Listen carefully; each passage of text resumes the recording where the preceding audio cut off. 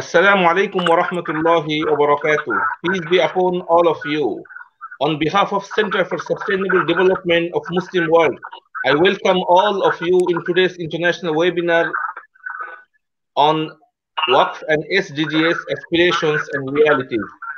The program has been organized by Center for Sustainable Development of Muslim World, and the co-partner or co-organizer of today's program is Fred, notriba.com, and AYM Worldwide. Respected audience, the topic we have chosen today for discussion is Waqf and SDGs Aspirations and Realities. This is Khalid Yahya, the Chief Management Officer of Center for Sustainable Development of Muslim World, and from my professional capacity, I am a CEDOR accredited mediator, Center for Effective Dispute Resolution, United Kingdom. Respected audience, the topic we have chosen today for discussion is very important, two very important issues, that is Waqf and SDGs. As you all aware that SDGs has been inaugurated by United Nations in 2009 after MDGs, which were 8 goals from 2000 and 2015, and the time framework to the 17 goals of sustainable development goals is from 2016 and 2030. So that is a very important topic we will discuss today. And at the same time, Waqf is a very important topic in Islam that is brings a very bright legacy of the modern concept trustee or trusteeship.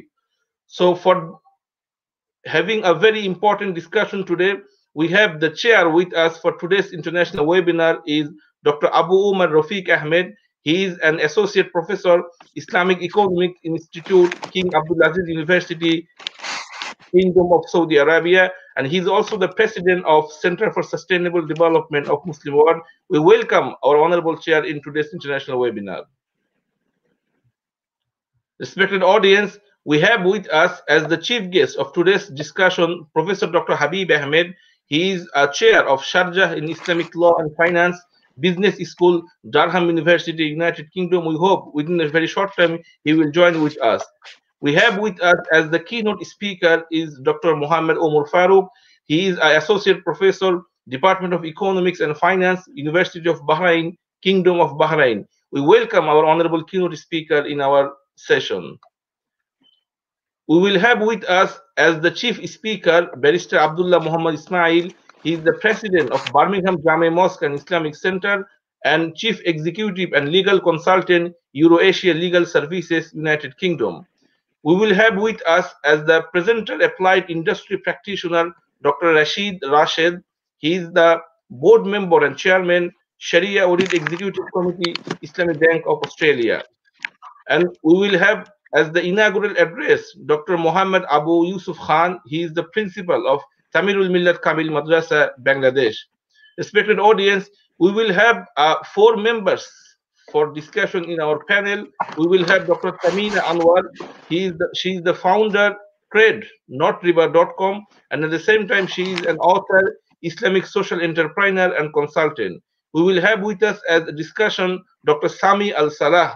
He is the founder, Islamic Institute of Islamic Waqf, Malaysia. We will have with us Dr. Magda Ismail Abdul Mohsin. She is an associate professor, INCEI University in Kuala Lumpur, Malaysia.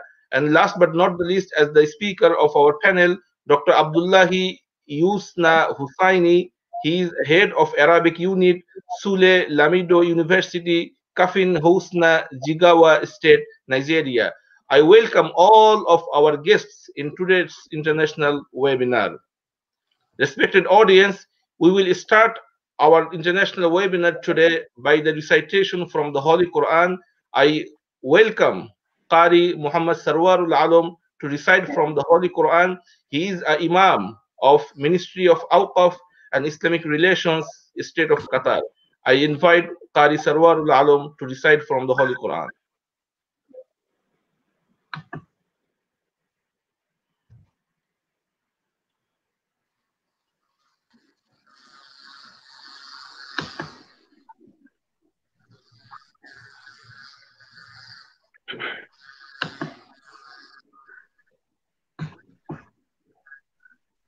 أعوذ بالله من الشيطان الرجيم. بسم الله الرحمن الرحيم.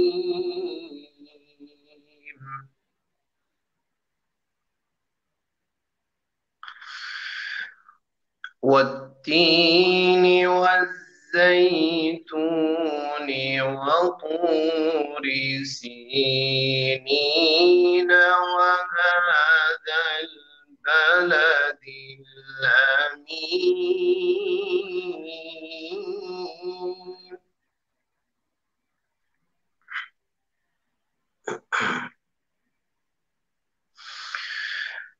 لقد خلقنا الإنسان في أحسن تقويم.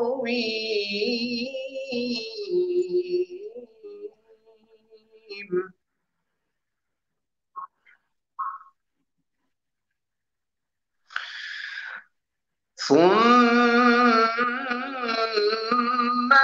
رددناه أسفل سافلين.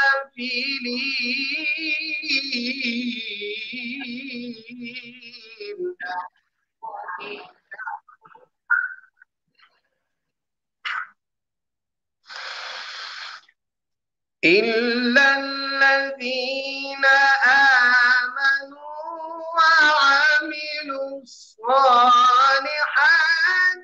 فلهم أجر غير ممنون.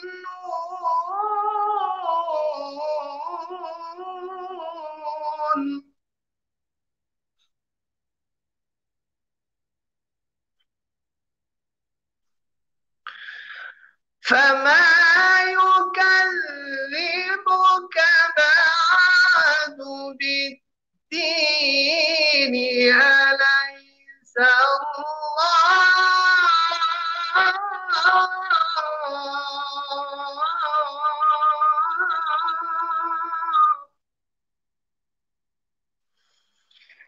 أليس الله بأحكم الحاكمين.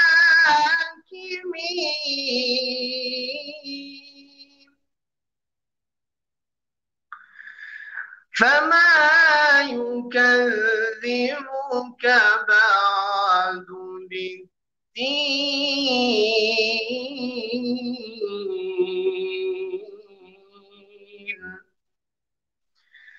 أليس الله بأحكم الحاكمين.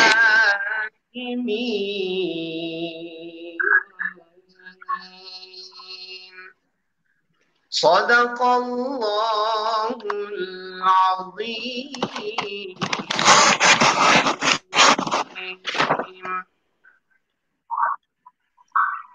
MashaAllah. Thank you very much, Qari Sarwarul Alam, for his very beautiful recitation. Ladies and gentlemen, we will start our program today by inaugural address. I would like to invite Dr. Mohammad Abu Yusuf Khan, Principal of Tamirul Millat Kamil Madrasa, one of the biggest institute in Bangladesh, to address his inaugural address. Dr. Mohammad Abu Yusuf Khan. Alhamdulillah Rabbil Alameen, wassalatu wassalamu ala Rasulihil Ameen. All the praises be to Allah, the kind of merciful, the sustainer and cherisher of the world. Peace be upon the last, latest and the final messenger, our leader, Hazrat Muhammad sallallahu alaihi wasallam, and his holy family, his companion and the mankind as a world. Allah has said the Holy Quran, وَأَن تَصَدَّقُوا خَيْرٌ لَكُمْ إِن كُنتُمْ تَعْلَمُونَ. If you give charity, it is better for you if you know. The Honorable Chair of the Governor, Dr. Abu Umar Faruq Ahmad, Associate Professor, Islamic Economics Institute, King Abdulaziz University, KSA. Respected Keynote Speaker, Dr. Muhammad Umar Faruq, Associate Professor, Department of Economics and Finance, University of Bahrain, Kingdom of Bahrain. The most venerable Chief Guest, Professor Dr. Habib Ahmed, Sharjah, Chair in Islamic Law and Finance, Business School, Durham University, UK. Dear moderator, my beloved student advocate Khalid Yahya, Chief Management Officer, Center for Sustainable Development of Muslim World. The respectable presenter and knowledgeable discussion and dear viewers all over the world, Assalamu alaikum wa rahmatullahi wa barakatuh. I am feeling very much honor of having a chance with the inaugural speaker on a popular and important topics in modern time, Waqf and SDGs, Aspiration and Realities. Dear audience, I would like to focus on what then SDGs and finally will make in link and how many aspiration and goals of sustainable development goal can be materialized through Waqf. Let's see what actually Waqf means. A Waqf is Arabic word and an Islamic term also known as hudud. The term Waqf literally means confinement and prohibition, or causing a thing to stop or stand still. In broader sense, means voluntary charity. Waqf is generally given by the Muslim to a religious, educational, and charitable cause with no intention of reclaiming the assets. In the Holy Quran, Allah has inspired such charity as He says, لن تنالوا البر حتى تنفقوا مما تحبون وما تنفقوا من شيء فإن الله به عليم. By no means shall you attain al-bir unless you spend of the which you love, and whatever of good you spend, Allah know it well. Waqf has played significant roles in the socio-economic sector of Muslim people all over the world since the beginning of Islam. Waqf as social institution become dormant in Muslim majority countries during colonial as is it could not function properly. Now Muslim scholars and policymakers have realized the revival of the Waqf as a strong social institution can act as catalyst in mobilization of fund in poor Muslim majority countries for financial social projects, including such needed poverty reduction.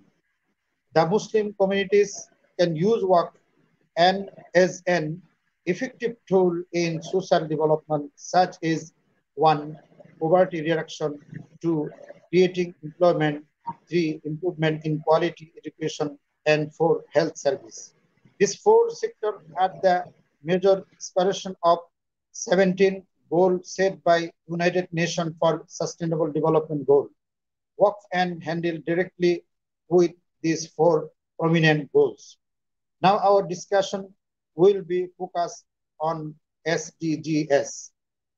The Sustainable Development Goal, also known as the Global Goals, are set by all United Nations member states in 2015 as a universal call to action to end poverty, protect the earth, and ensure that all people enjoy peace and prosperity by 2030. Dear audience, with proper planning and administration, Waqf can be important tool for the Muslim world, as most the Muslim people lags behind the social development instruction indicators in terms of poverty reduction, education, and health service. Waqf may emerge as an effective tool in managing and financing social properties. Dear viewers, because of high level of poverty and weak government, most of the Muslim majority countries are behind in spending on schooling and health service. As a result, the level of human capital, productivity, and national income remain at lower level. Muslim majority countries on average have lower literacy rate and primary school enrollment rate when we compare than against the high income and middle income countries. Similarly, in health, infrastructure, life expectancy, and basic facilities like sanitation and water, it is observed that Muslim countries are far behind the high income and middle income countries. On the other hand, Muslim countries have higher average per capita income than the middle income countries, but the socio-income performance of Muslim countries is still lower. This presents a case due to unwillingness of rich people of age in spending wealth or state help help resource and deficient household who require income and social assistance. The majority of income poor households do not have sufficient or stable source of income, and the lack asset ownership in the quality as a bankable line. In this case, work can apply vital rules to improve the poor income people. Imam Ghazali rahmatullah alayhi said, Islam has insisted Muslim people on providing health work for humanitarian purpose. He mentioned the field to the be provide with the work state or poverty, such as in health service to construction hospital, B to purchase ambulance, C to provide money of critical patient. In educational purpose, funding for construction masjid and madrasa, B setting up the rich library full of Islamic book, C launching scholarship among meritorious students. In social development, having guardianship of the orphan, B organize marriage among needy people, C spending money in burial purpose, D in spreading Islamic teaching and culture. Under Waqf and over donate and dedicate on asset for permanent social benefit. A beneficiary Muslim or non-Muslim can enjoy it average and income particularly. In the contemporary application of the Waqf, it can be established either the dedicating real estate, furniture or fixture, other movable asset in liquid form of the money and wealth like is and share. However, is given as work actually given for betterment of humanity. Our Prophet Muhammad sallallahu alaihi wasallam is said in the narration of Abu Huraira, إذا مات ابن آدم أن انقطع عنه عمله إلا من ثلاث صدقة جارية أو علم ينتفع به أو ولد صالح يدعو له رواه مسلم. The messenger of Allah said, when a man dies, his deeds come to an end, except the three things.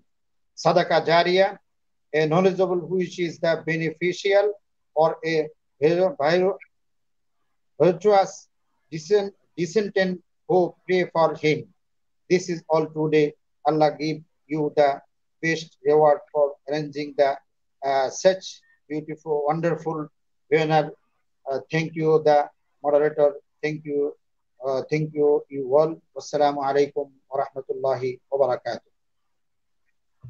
Wa alaikum assalam wa rahmatullah. Ladies and gentlemen, we will have now a keynote presentation. And for keynote presentation, I would like to invite Dr. Mohammad Omar Faruq. He is an associate professor, Department of Economics and Finance, University of Bahrain, Kingdom of Bahrain. I would like to invite Dr. his keynote speech.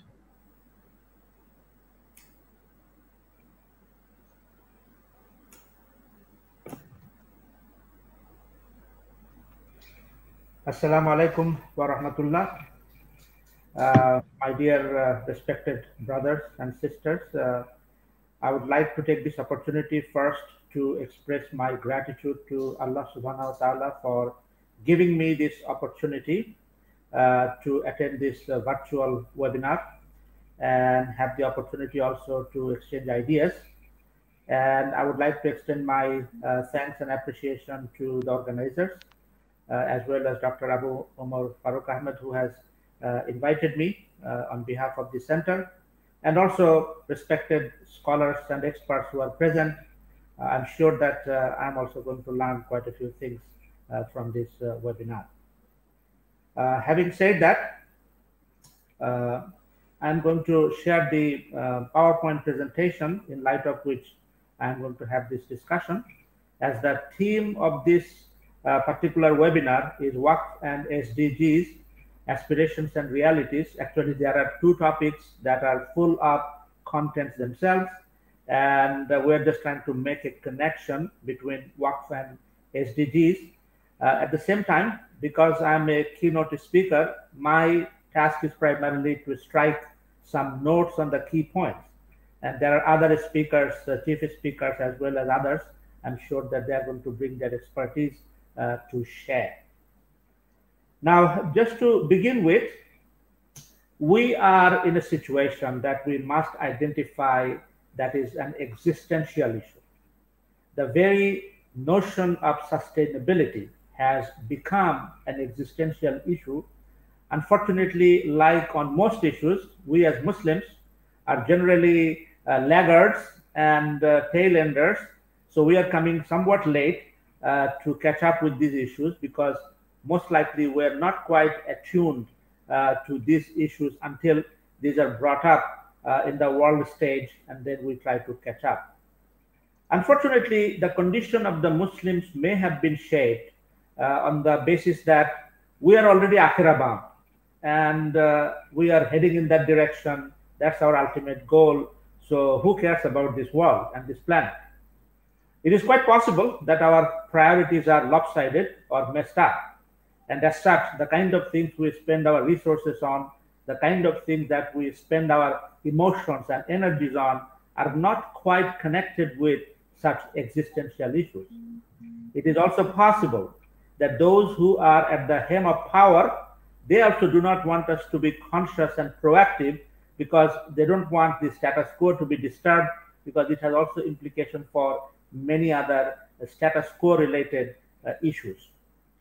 Also, it seems that we might be more short-term oriented. We don't look at the climate, we look at the weather today. So is it hot or cold? Is it stormy or just nice weather?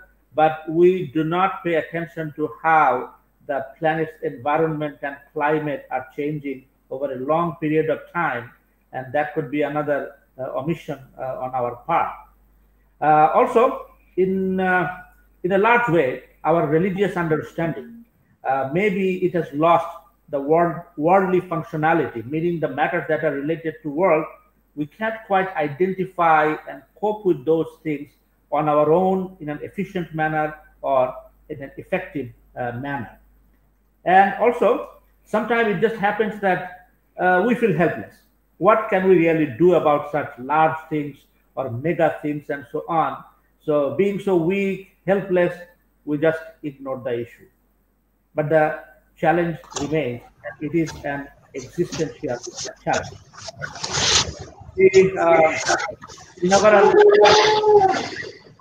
That we started becoming more organized about these issues in 2000, and then we had the 8-point agenda that are called MDGs, and we realized that by the time it became close to 2015, that we're not quite catching up with whatever we have set as the vision for or the agenda for MDGs. So we shifted to SDGs, or more explicitly the Sustainable Development Goal, that now 17 explicit, more focused agenda, so that the kind of issues that we deal with, we are going to be able to more effectively be able to come up with our own effort. Unfortunately, if we take a reality check, then even though we have pretty promptly moved from MDGs to SDGs, but it looks like that the aspirations that were reflected in MDGs were too ambitious. And as we quickly realized that the time frame was also quite short, so we have moved from 2015 to 2030. But in my humble estimation, that we might have taken it again too quickly, and the pace of it, the way we are seeing the progress, most likely we are going to miss the target again, and we might have to come up with a different time frame. Part of the reason that we might not be able to achieve our goals is because that the engagement of our community and their commitment, there are also systemic barriers. And by systemic barriers, we mean that each nation that has signed on to these MDGs and then SDGs, actually there are internal and international barriers that do not allow, or somehow there are self-imposed constraints that prevent these powers and rulers and the systems to respond in an effective way. Also, what we are seeing over the last couple of decades, that the civil society that actually has pushed for this sustainability agenda and to facilitate it, their space is somewhat shrinking. And the result of that is being seen that authoritarianism, there are a lot of things that are actually being driven by current agenda of pandemic and so on, where the civil society's role may be shrinking, and we need to keep a sight on that. The policy regimes, frameworks are somewhat incoherent. There are a lot of issues that conflict with the interest that is economic, trade, and investment related policies that scholars and experts have identified. Also, there are issues that are related to human rights, and any of the SDGs that have related to human rights aspects often are particularly being suppressed, ignored, or sidelined by many of the countries. Furthermore, much of the approach underlying the SDGs and the agenda of it is pretty much materialistic. It's all focused on this world. It is much like utilitarian, missing the spiritual, moral dimension for a needed cultural transformation. So basically, even though it is an existing issue, we do need this kind of goals that are focused, detailed, and something that we can carry out through collaborative effort. But it has also a largely missing dimension that is spiritual and moral. Now, let's point out that we are actually in a different period since we began in 2015. The things were not that good even before this black swan of COVID-19. And by the way, if you are not familiar with black swan, it's not actually a swan like the image that you see, but actually it is a rare, imponderable, cataclysmic event for which usually we are repeatedly unprepared. So every crisis is a kind of like black swan that we just can't imagine that it could happen. So we don't prepare ourselves, but this kind of black swans occur repeatedly. And those of you who are interested probably already have, or if you have not, you should read the book by Nassim Taleb on the subject of black swan and the kind of crisis that the humanity face every now and then. Now, as I said, that even before pandemic, it was difficult. But after the Sustainable Development Report 2020 came out, it is now acknowledged in the report that no area has been spared the effects of the pandemic. 1/3 of the way into our SDG journey, the world is not on track to achieve the global goals by 2030. Before the COVID-19 outbreak, progress had been uneven and more focused attention was needed in most areas. The pandemic abruptly disrupted implementation towards many of the SDGs and in some cases turned back decades of progress. Now, this admission is candid. It actually gives us a reality check that we may have actually suffered a serious setback, that we have to figure out how far we are from achieving these goals. So here is the scenario in the post-COVID-19 era for SDGs. challenges have become bigger. The existential concerns are more pressing, and there are a lot of distractions, political, economic, military, and so on.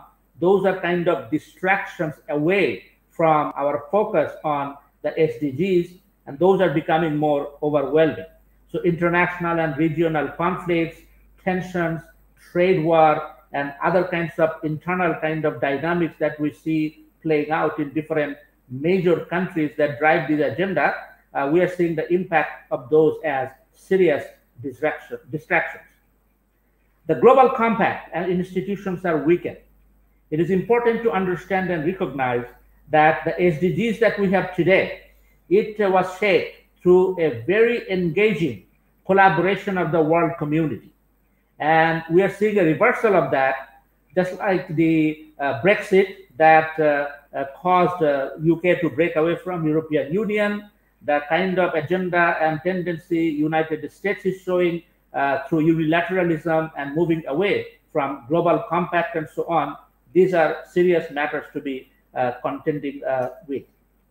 Also, it is an important factor to keep in mind that there are issues related to regulatory captures. And when we say regulatory capture, basically the people who are supposed to be regulated, often they find ways to control the regulators. And that also is a very important concern. Last but not the least, in many aspects, there is a lacking of authenticity, that half-heartedness is related to that we are not quite sincerely and wholeheartedly engaged in this pursuit of SDGs.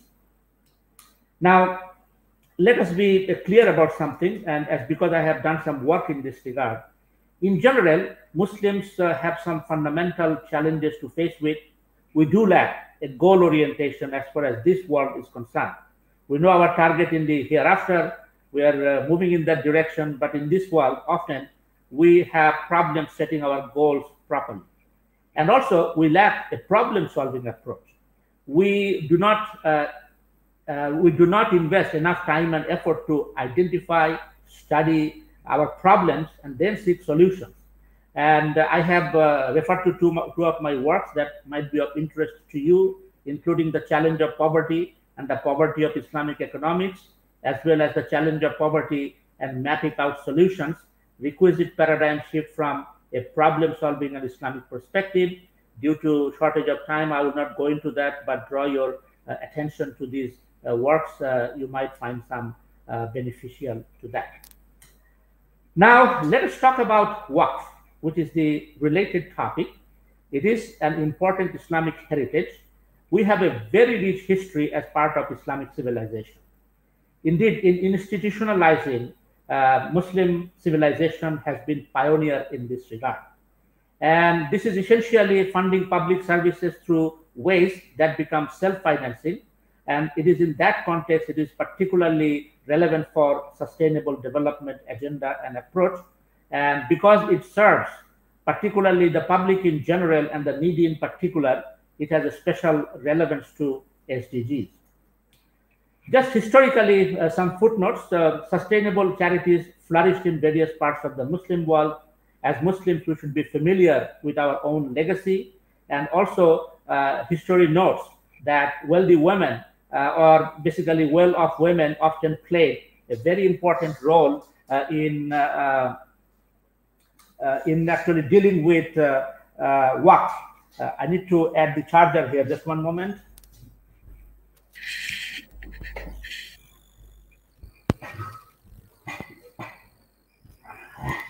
All right. However, unfortunately, in this fragmented, decadent, and dysfunctional Muslim world as we experience today, the role of Waqf has been largely marginalized.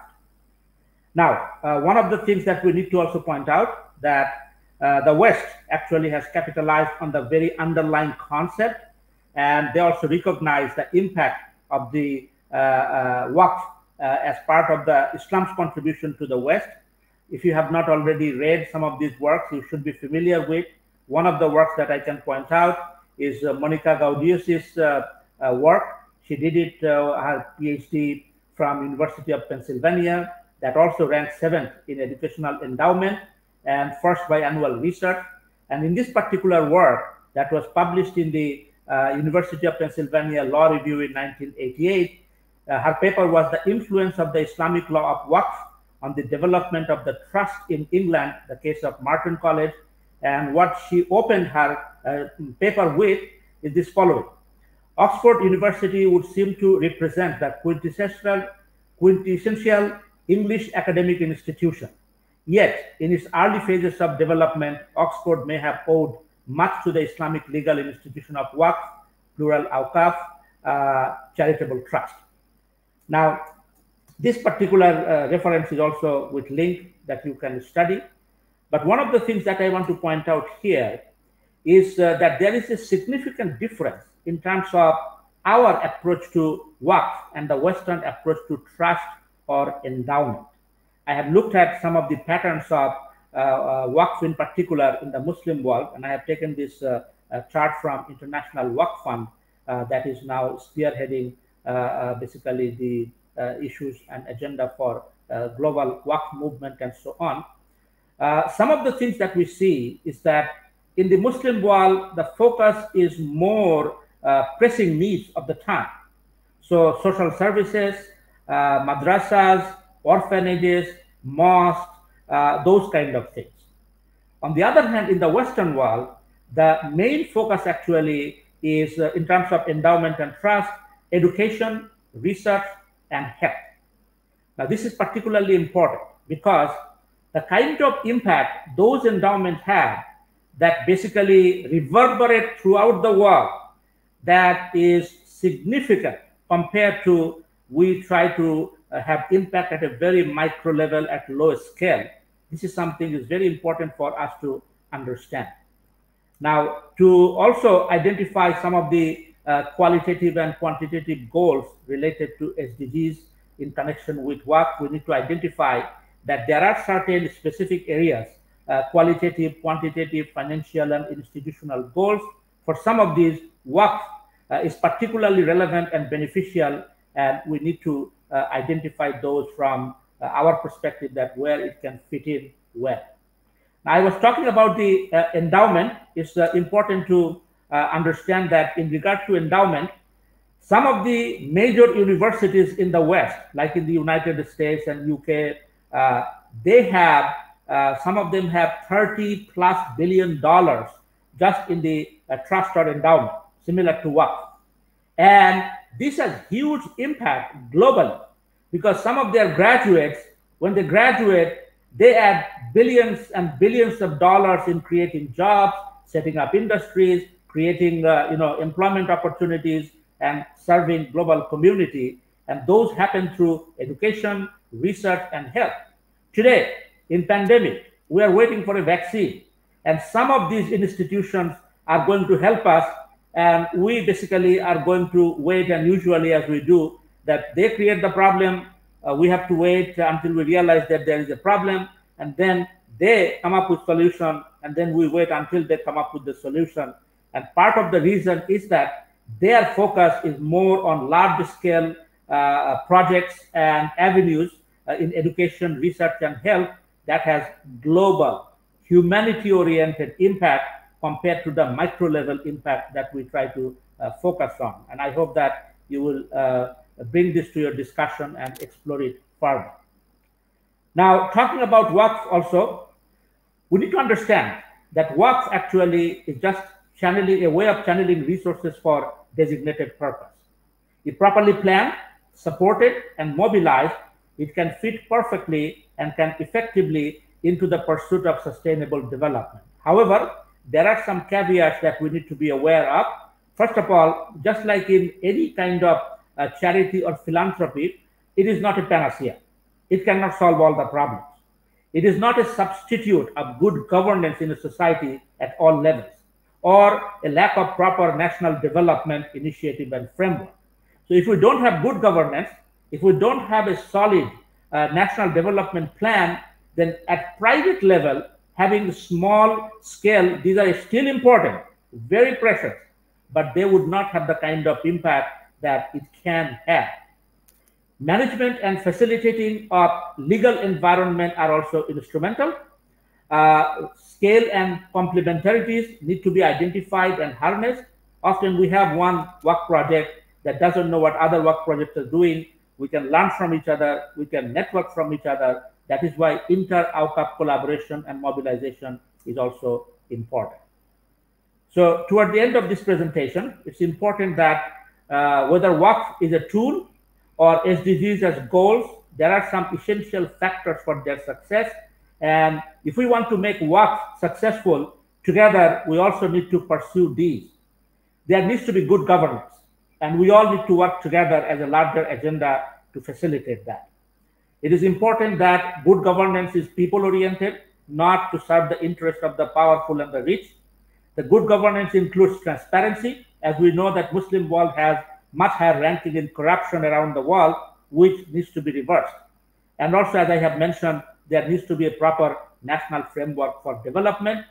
And furthermore, it is not just a matter of few goals and few targets to achieve. Unless we have a culture and environment that embraces it, basically it is a very big challenge to overcome. Now, one of the things that I just want to point out toward the end, this is not an intellectual issue. As I have pointed out, that this is an existential issue. And it is not going to change by a few events here and there. It requires actually a much more serious approach, in the sense that we are in this world, we have been entrusted to take care of this world. We are the Khalifa. We are supposed to be the trustee of this planet. And as one of the hadiths we learned from Prophet Muhammad sallallahu alaihi wasallam, that even if we have a moment, or if we have last breath before the last moment or the Yawmul Qiyamah sets in, if we have something to plant in our hand, we should plant it. The lesson that I get from there, and I don't know what you get, until our last breath, we have to take care of this planet. We need to endure it. We need to consider this as a precious, as an amana from Allah, and also it is an important existential thing in our life. So collectively, we need to create that awareness, create that culture, that whatever at our personal level, organizational level, community level, national level, and global level, whoever in whatever capacity they can, that they need to make the policies and things work that can save this planet until Allah decides to bring it to an end.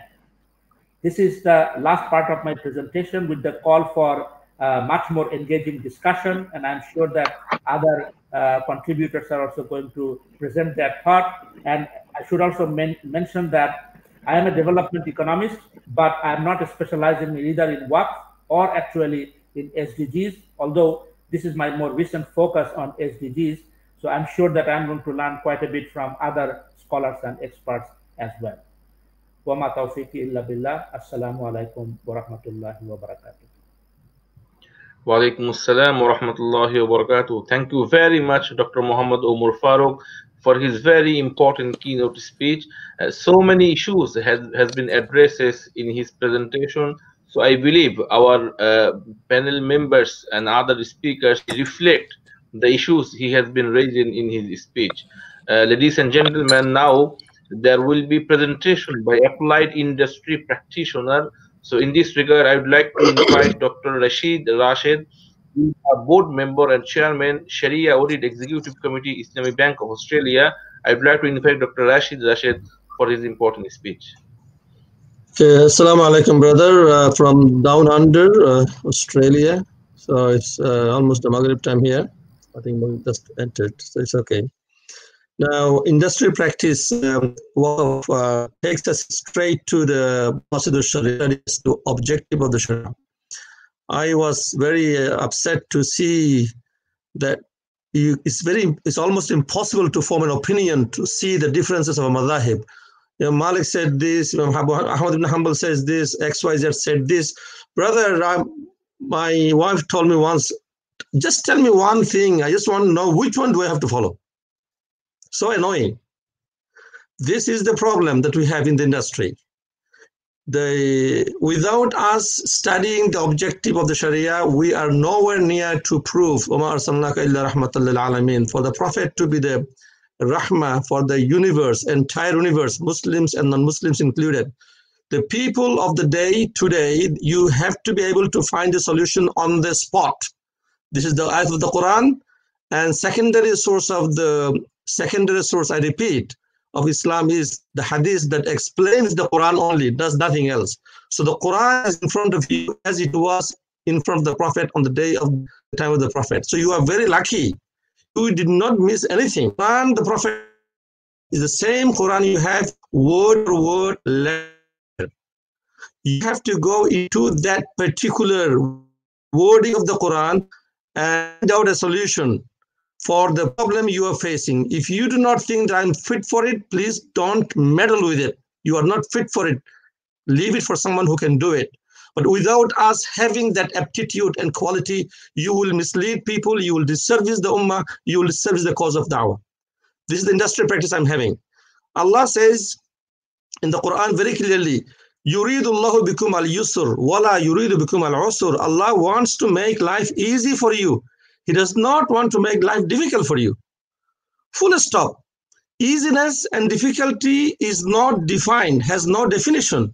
As such, what is easy for you may not be easy for me. So you and the mukhatab and the audience in front of you, you have to find a solution. That is what easy means, and go for it. But if you think that you are not fit for it, you wouldn't take responsibility for what you're saying, please don't touch it. Give it to someone you think that he can do it. This is the requirement number one. Having direct knowledge of the Shari'i nusus. Having direct knowledge of Shari'i nusus in Arabic, for you to understand every single word and implication of that word in Arabic, what does that mean? Is the requirement number one. For you to be able to say that is what the Quran means and Hadith is interpreting this. At times, Hadith interprets differently because given the time and the reality of the time and the Prophet, the audience the Prophet has had. But the Quran is in front of you, your audience is different. So you should be able to explain the reality of the audience within the light of the Quran itself. Then you are the industry practitioner and you will make Islam very much appealing and pragmatic and dynamic. Without that, please don't. This is the problem we are having. This mazhab business. Mazhab is good for us as a common law, as a heritage for us to see how our scholars studied Islam in their, given the reality of the time at the time. It will enlighten us to approach the Quran seriously. But mazhab must not dictate you to say, you are trying to find a solution how to run a software, a program developed, driven by Windows 10, using the Microsoft Office 1995. Impossible. MS Office or Windows 1995 was designed, it has been now outdated. It will not work. So the software you want to run in front of your computer needs Windows 10. So the Quran is rahmatul lil alameen for every time that you live in. Quran will live challenge without a doubt. There is no doubt in that. Quran did, will, and is living. But am I fit for it? Am I doing the service to the Quran in the name of mazhab? Am I doing the service to the Quran in the name of what they call khalfi, the conservatism, tahaffuz? What if I am wrong? Brother, if that is deterrent for you, what if I am wrong? You are not fit for it. Please don't meddle with it. You will disservice Islam. So back on the topic of the waqf, come back. The word, when the best the asset of Umar came to the Prophet, to him, of course, he lived the standard of lan tanalul birra hatta tunfiqu mimma tuhibbun. He said, I love this. This is the best asset I've got, a piece of land in Khaybar. Oh, Prophet, I don't want to enjoy it myself. I want to give it for the welfare purpose. Tell me, what do I do? Then the golden word, he says, ahbisha in shi'it wa tasaddaq biha. He did not say what the word waqf. He says ahbisha. Ahbisha means stop it. This is the same word of waqf. It means you stop it. You put an anchor on it. You make it permanently usable for the people, for the welfare purposes, and you do sadaqah on that. Then Nafi' ibn Umar, Umar's son Nafi' ibn Umar, this says, hadith, I can see Nafi' ibn Umar. I would probably say that Nafi' ibn Umar is Umar's another son. Maybe I'm wrong. If I am, please correct me. He says that Umar said, yes, I leave it, I make it permanent for the cause of Waqf, which is a permanent cause. And then it will not be sold, it will not be given as a gift, it will not be misused. غير متمول به. Then he says, yes, the person who will administer it, he can get something out of it, but he must not take it as a booty. He must not misuse it. If you can guarantee that particular purposes, that the asset of the Waqf is perpetually guaranteed, whatever the way your common law allows you in the country you are living, you would be living the expectation of the Umar, and you would be living the guidelines of the Prophet ﷺ, ihbasha or ahbisha in shayt wa tasaddaq biha. But again, what is fit for the purpose in Bahrain or in Malaysia, in Australia, where I am in, may not be fit for a country like Bangladesh. We have got a country where it got Waqf, and the Waqf has now been put in the pocket of the government. This is Bangladesh I'm talking about. You got the Waqf board in India. The Indian Modi government is now in the business of utilizing it, stealing it and eating it by the South Hindu government. This is what is going on with the Waqf property in the Muslim land, in India, in Bangladesh. The Waqf is now a government office. So the people who are there, people who stole the election, who are not elected, they are the people who are stealing it. But where are we? So how do you do it? So the best way to do Waqf in Bangladesh is to do it under the Societies Incorporation Act, under the company law, because the companies, in their millions. So in the company law, the government cannot and will not interfere with company law, because that interferes with the entire government and the structure of it. So Waqf in Bangladesh is not through Waqf state, Waqf board. Waqf in Bangladesh today, the safest Waqf is through company law. You design a constitution, you do as much guarantee as you want so that it cannot be misused, but you own the company and you make what you call entrenched clauses, the clause that cannot be modified. This is a very significant word, entrenched clause, that you put in your constitution, entrenched clauses that cannot be modified, altered in the absence of the will maker, that is you.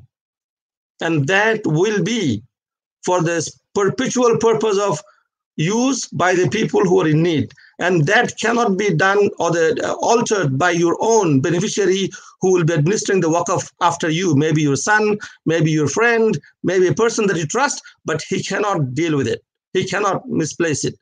This is the entrenched clause is what is working in Australia, and it is working for us very well. Please, we do not have to follow a particular country. There is nothing to be followed. Muslims are the worst enemies of Islam. Today, I'm telling you, Muslim governments are, with the exception of one or two, I don't want to mention the names, with the exception of the one that I'm so proud of him, who has done the Hagia Sophia return, the mosque to the mosque. The people who take pride in calling themselves, yes, my country is Islamic and I am Muslim. And they're very small in numbers. I appreciate the services that Imran Khan did. We have to. We appreciate the position that Islamic government of Iran has taken. Erdogan has taken.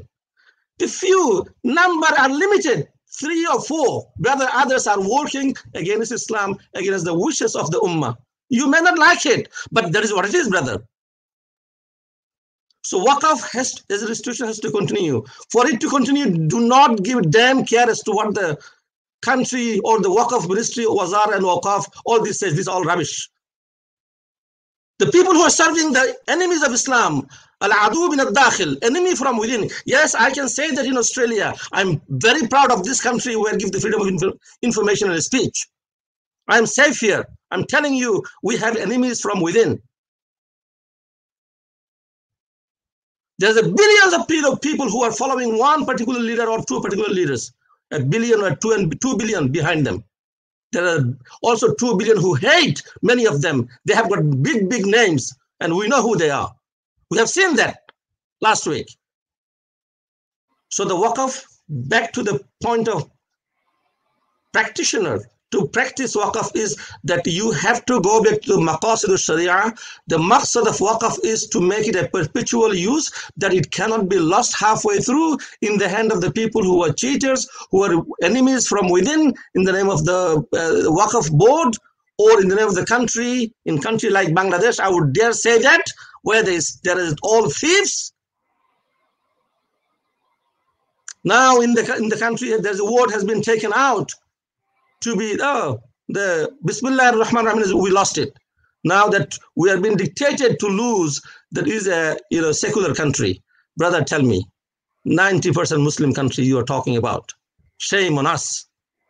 Yeah. Honorable Speaker, can you please we come back to the point. We come back to the point. The point of particular industry practice.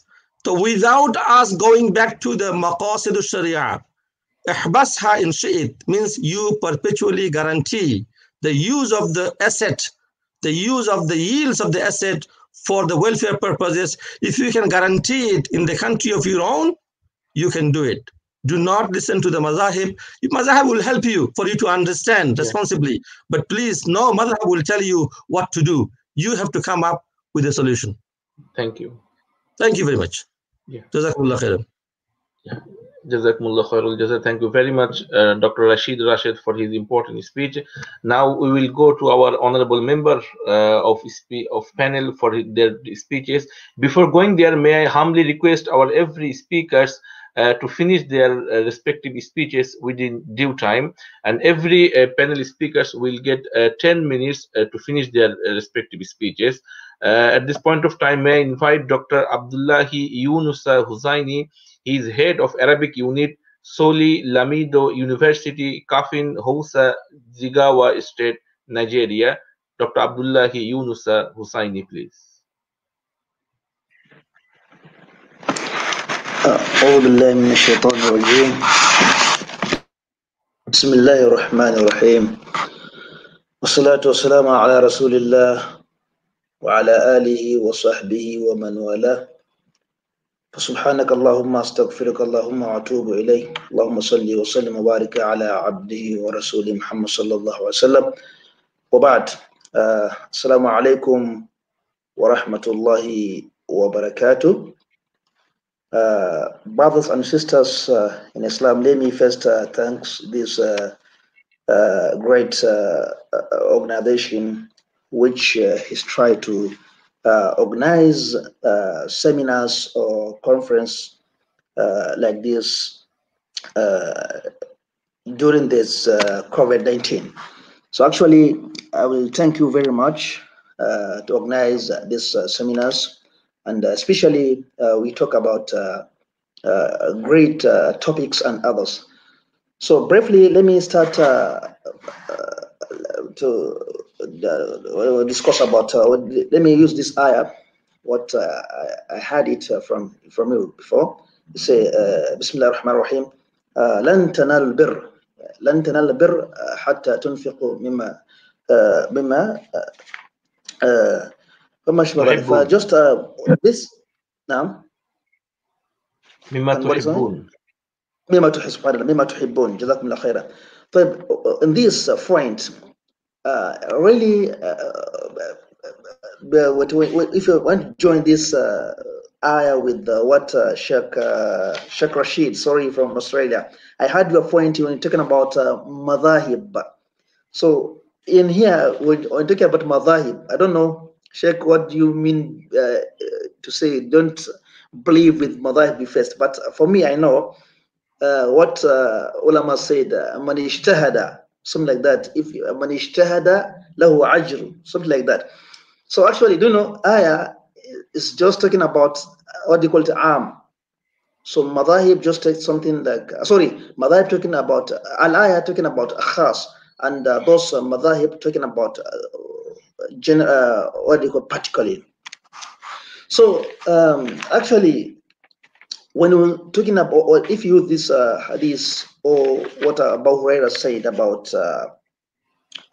reported Allah subhanahu messenger said, a word of wisdom is the what is the lost prophet, because of what, when you see that the rate of well, sorry, what he said about subhanallah, wisdom of the Abu Hurairah, when asked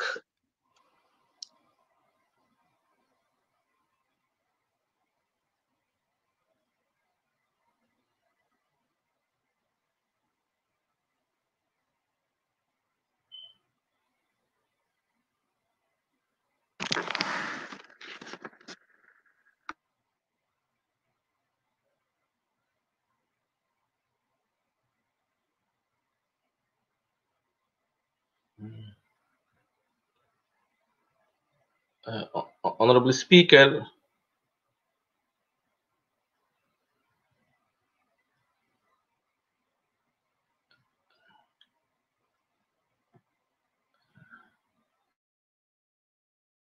may our speaker has some technical problem. So now we will go to our next honorable panel members. At this point of time, I would like to invite Dr. Sami Al Salah. He is the founder, International Institute of Islamic Waqf, Malaysia. I would like to invite to speak Dr. Sami Al Salah, please.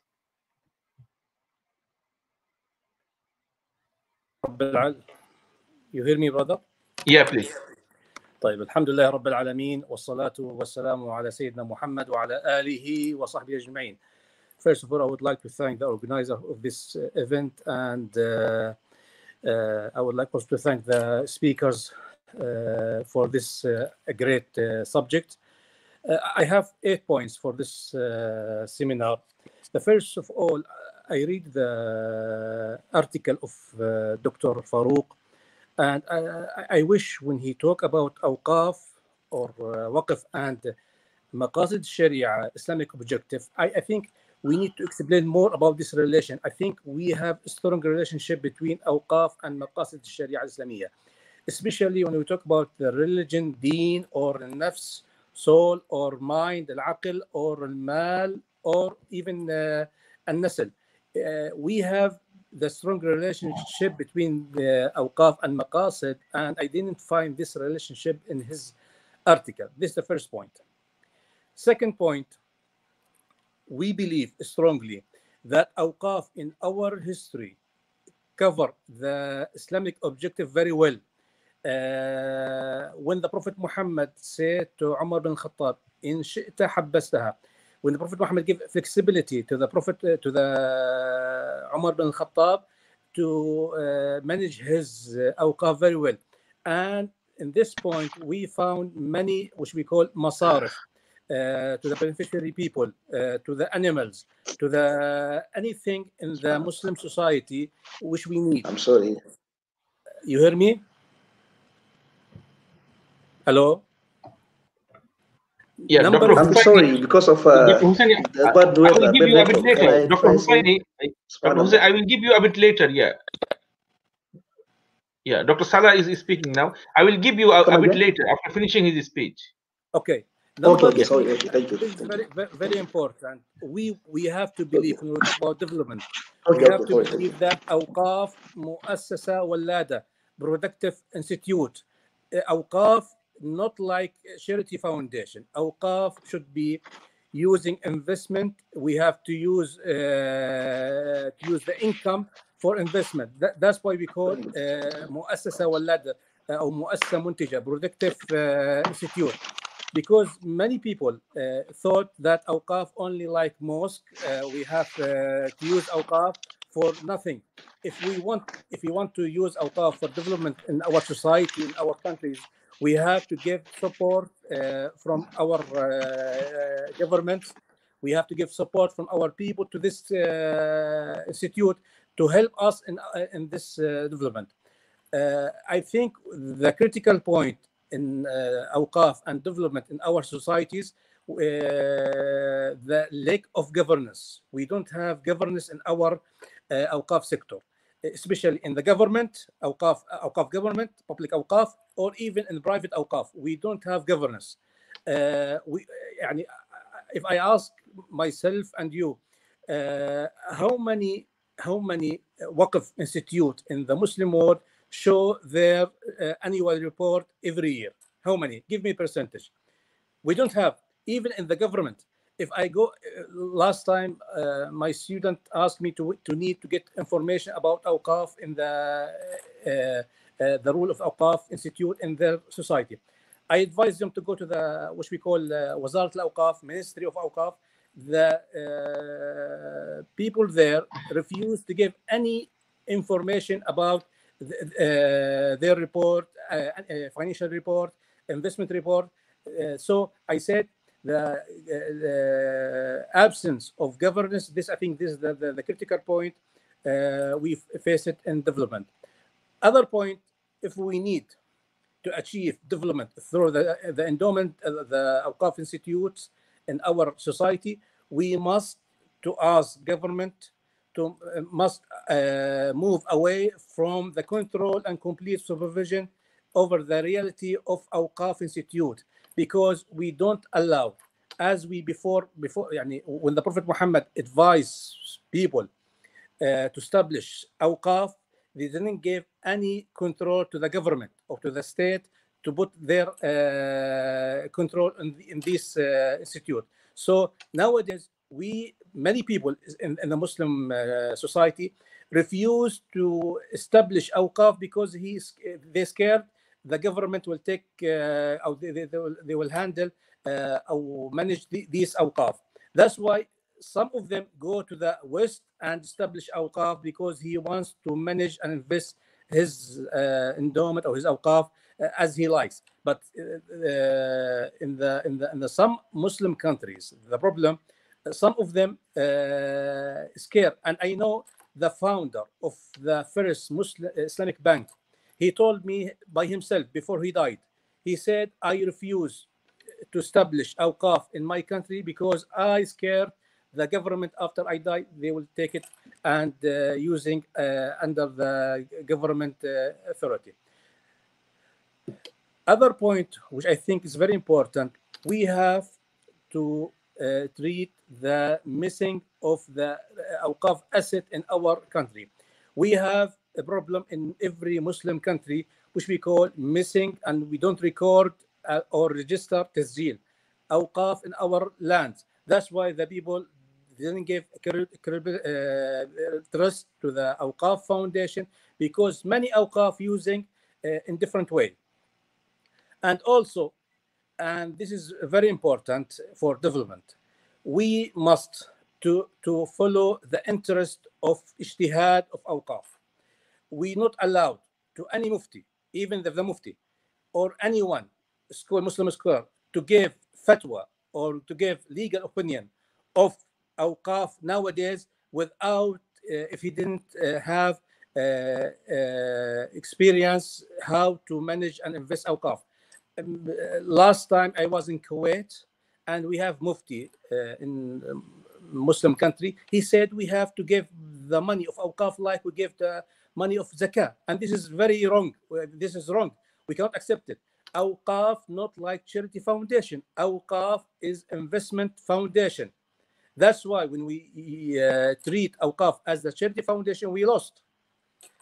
Finally, I want to say about the last speaker from Australia, when he said we have to follow the teaching of Quran, and we don't, I think as he said, Prophet Muhammad himself in the hadith, he said, "In shi'ta habbastaha."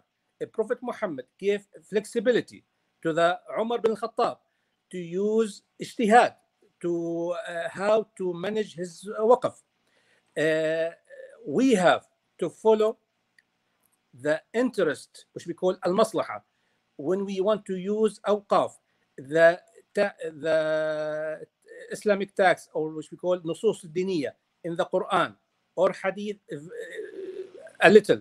We don't have complete understanding of the reality of waqf. Therefore, we have to follow schools of madahib. Shafi'i, Hanafi, Hanbali, Maliki. Ibn Taymiyyah himself also, he said, Al-Waqf yaduru ma'al maslaha wujudan wa adaman. Ibn Taymiyyah, he said that himself. So we have to follow the interest of fatwa. We have to follow madhab al-Maliki. We have to follow madhab al-Hanbali if we find the interest, al-maslaha lil-waqf, for the waqf. So I think we have to follow the interest, not we.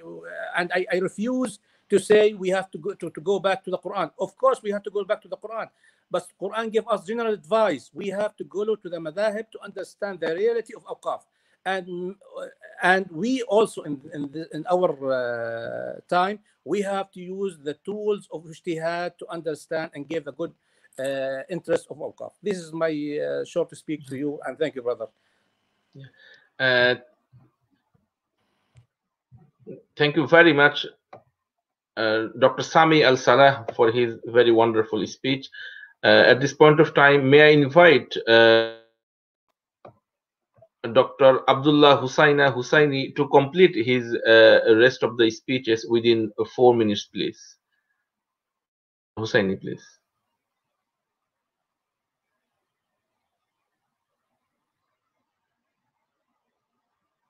Yeah, Dr. Hussaini. Dr. Abdullahi Yunusa Hussaini, can you please finish your rest of the speech? Maybe he's out of the network at the moment. At this point of time, may I invite Dr. Magda Ismail Abdel Mohsin. She is an associate professor, International Center for Kuala Lumpur, Malaysia. Dr. Magda Ismail Abdel Mohsin, please. Okay, Assalamu alaikum warahmatullahi wabarakatuh. بسم الله الرحمن الرحيم رب اشرح لي صدري ويسر لي أمري واحلل عقدة من لساني يفقهوا قولي. First, I would like to thank the organizer for inviting me for this event. I also would like to thank Dr. Tamina for recommending my name for this event. Thank you, Tamina. She is my ex-student. Okay. I would like to share the screen if possible. So can I share it now? Yeah, please.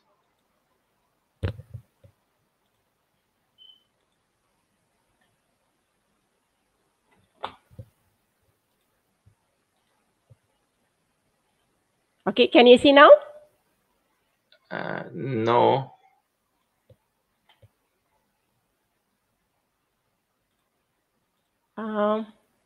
Share screen.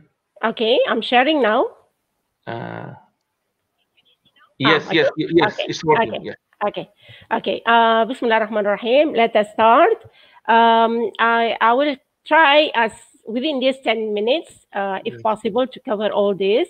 Inshallah, the 17 SDGs and are they achievable? Role of Waqf during the last 1,300 and the SDGs and the destruction of the role of Waqf and the Waqf situation today.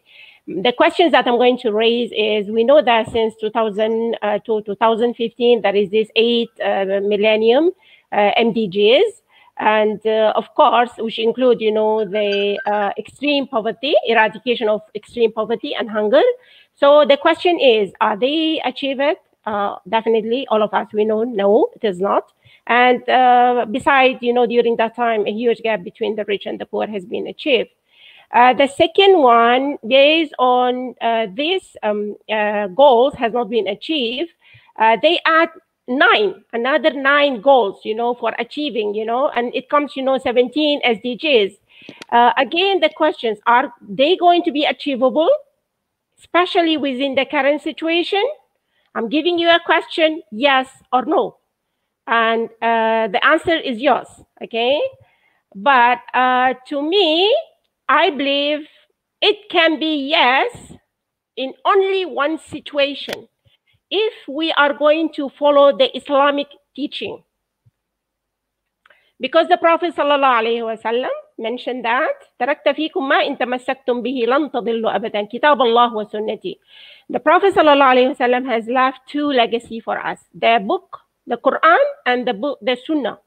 So if we are not going to practice them, if we're not going to implement whatever principle is there, believe me, 2030 will come, and then they will come up with another I don't know how many, maybe 35 new SDGs.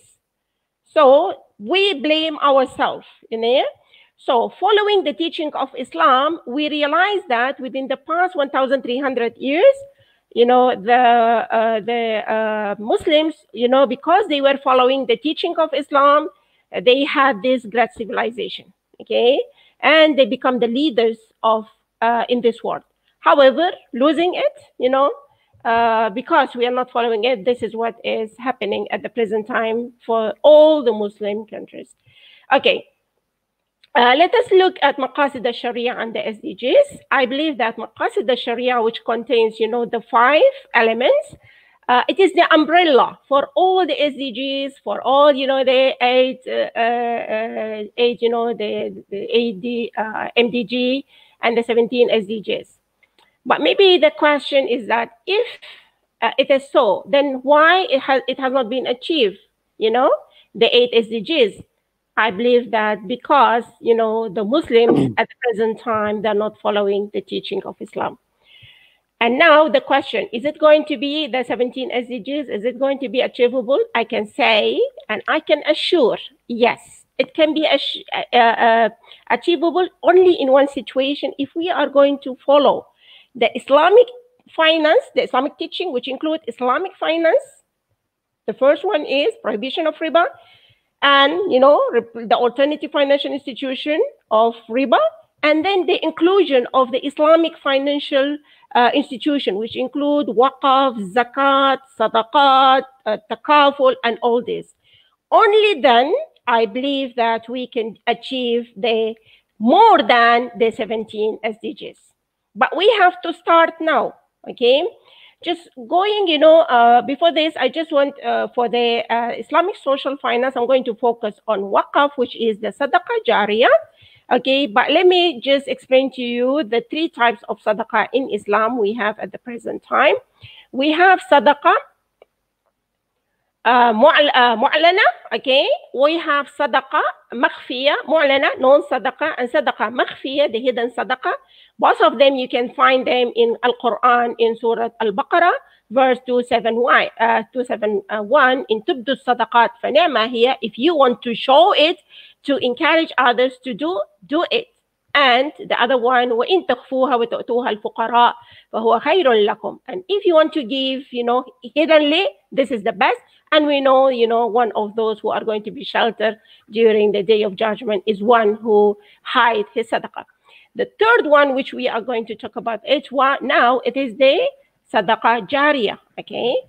This type of sadaqah provides sustainable finance through investing it, and only the revenue generated will go, you know, to the beneficiary, will provide perpetual goods and services to the community, to the society, to mankind, okay? So this is the importance of this institution, providing perpetual services, you know, including all these SDGs, okay? So, and at the same time, it is a gift from Allah subhanahu wa ta'ala, you know, which has been given to mankind, to the founder, you know, to collect compound rewards until the day of judgment. Okay, I want to show you that within the past, as I mentioned just now, within the past 1,300 years, okay, starting from the time of the Prophet ﷺ, starting from the establishment of Waqf, we realized that it has a link with the SDGs, okay? And the Prophet ﷺ teach us, the Prophet ﷺ advise us, whenever we find a need in our society, don't go, you know, outside. Internally, you can do it. So this is his advice. Whenever he identified a need in a society, okay, he will immediately fulfill it through creating waqf or through encouraging his companion to create the waqf and fulfill it. Just I'm going to give you some of the example. For example, he built Masjid Quba, the first masjid, and the Masjid al-Nabawi. Yes, they were using to pray on that masjid, but it is used also for teaching, and which is already linked to one of the SDGs, education. He also gave one of his house, you know, as a guest house, which we can say now as a hotel or a motel. He gave also his 7 gardens, which has been given to him by the Jewish Mukhayraq. okay, for feeding the mass. So stop, alleviate hunger. Also to the SDGs. He encouraged his companion also to give, for the poor, for the needy, for the relative, alleviate poverty. He encouraged also his wives, to give their jewelry, to their relative, poor relative, okay, alleviating poverty. And so forth. Okay, shelter, he also, asked Sayyidina Osman, to buy the well of Ruma to provide water for the Muslims and for the non-Muslims.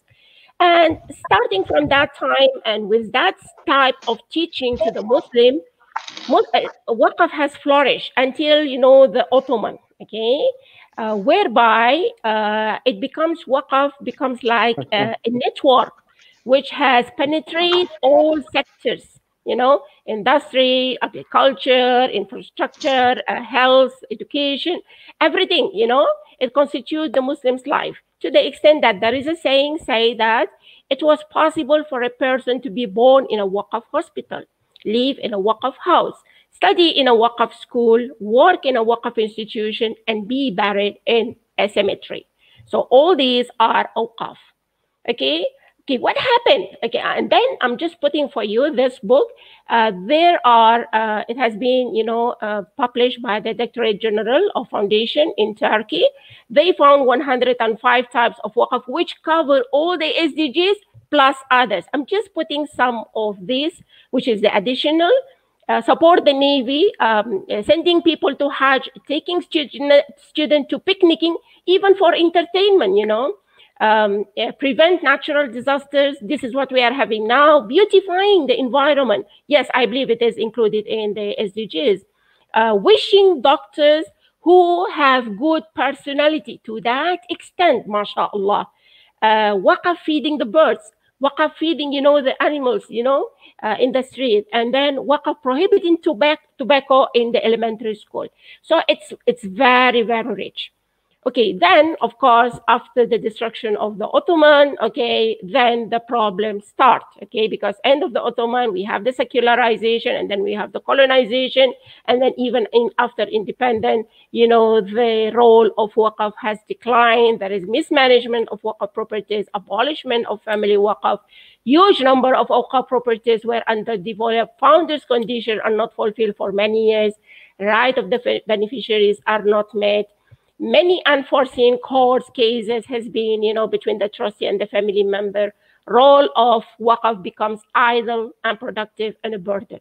Alhamdulillah, luckily within the past, I can say 3 decades, there was a recent recall for reviving the institution of Waqf in Muslim and Muslim minority countries. And Alhamdulillah, through our study, or through our research in INSEB, alhamdulillah, we come up with 4 books, 3 books. 1 book is inshallah soon coming, but just to show you, this is one of them. We found out actually the main, at INSEB, the main focus was finance, okay? We tried to find the Islamic financial modes. So when we were doing this book, including Sister Samina is one of the members for this book. Okay, while we were doing this one, it was before, the before the 17 SDGs. But alhamdulillah, after we published it, we realized that, oh, mashallah, whatever has been, developed within these 3 decades, it's, yes.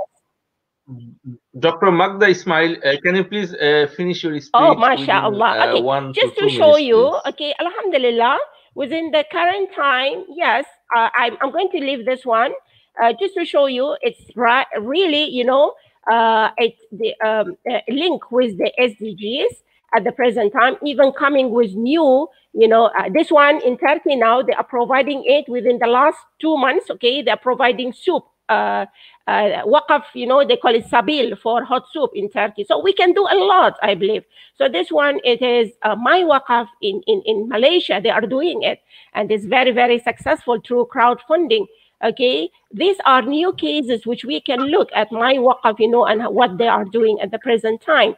Okay, this is, I'm just going through quickly. This is how, to empower people, to empower the poor people, how to finance them. Also, it is very, very successful cases. I hope that we can, I will share it with you, inshallah. So the challenges and recommendation. So let me, just go quickly. There is mismanagement of administrations. Yes, we agree. So we need to revisit the Islamic teaching of Islam through the decentralization and centralization of Waqf.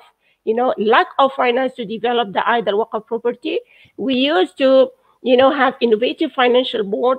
A lack of knowledge, we need to propagate it through institution, through the media. Lack of transparency, motivate, innovation mode, through fintech, blockchain, and Waqf tech, and then discourage people from contributing and donating, make it transparent, make people, like to contribute to this Waqf.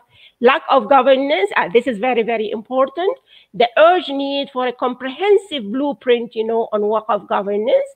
And then, of course, the need for more innovative ideas. We have to link it to the blockchain. This is our book, which inshallah is coming soon. It is a textbook which is going to be taught in universities. We dedicated one whole chapter, chapter 6, for linking, the role of Waqf with the SDGs.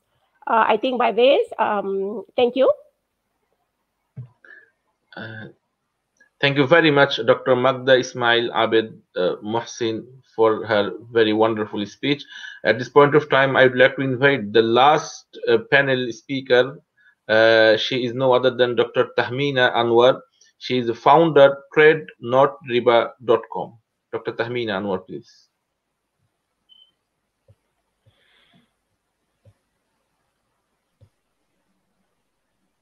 Can you hear me? Yeah, we can hear you. Assalamu alaikum wa rahmatullahi wa barakatuh. Bismillahirrahmanirrahim. I'd like to start this session. Can you be a bit louder, please? Okay, I'd like to start this session by thanking Allah subhanahu wa ta'ala for giving me this opportunity to basically virtually connect up with my colleagues and all the viewers. I would also like to thank the organizers, especially Brother Nafis Ahmed. And it's so good to see my lecturer, actually, Professor Dr. Majd Ismail. Dr. Tahmina, can you be a bit louder, please? Very poor sound from your side. Yeah, is this better? A bit better. Yeah. I'm actually on the mobile because I've got problem with my laptop, so that's the issue, and I haven't got a headphone that works. So I'll try my best anyway. But can you hear me? That's the main thing. A very poor sound, not clear, actually. Oh, all right. Is anything clear? No. Okay. I'll just carry on. Yes. Okay. Yeah. Just try to be a bit louder from your side. Yeah. Just by your sound. So, yeah. So also it's good to see Dr. Habib. I used to talk to Dr. Habib while I used to do my PhD. I remember Dr. Rashid in Australia. So welcome. So basically, as I was introduced, I'm the founder of TradeNotRiba.com. It's an organization that's registered in New Zealand. And the main aim of the organization is basically to promote the models to empower communities to trade without engaging in riba or interest. And I created a model called Islamic social entrepreneurship during my PhD studies, which Dr. Majda knows. She was actually my external examiner. So I used Waqf as a funding platform because I wanted to bypass banks, and there are reasons for that. Anyway, we'll cover that in another session. And the Islamic social entrepreneurship model is an investment model that creates profit and social impact. So the rationale behind Islamic social entrepreneurship model is to improve the well-being, sustainability, and economic performance of the communities by engaging in social entrepreneurship practices by circulating wealth. The social impacts are designed to create community empowerment, sustainability, social justice, and poverty elevation. I've also written a book called Waqf, a Vehicle for Islamic Social Entrepreneurship. As Dr. Majda said, I also wrote a chapter in a book called Financing the Development of All Waqf Properties, which she actually gave me the opportunity to write. So I'm writing my third book,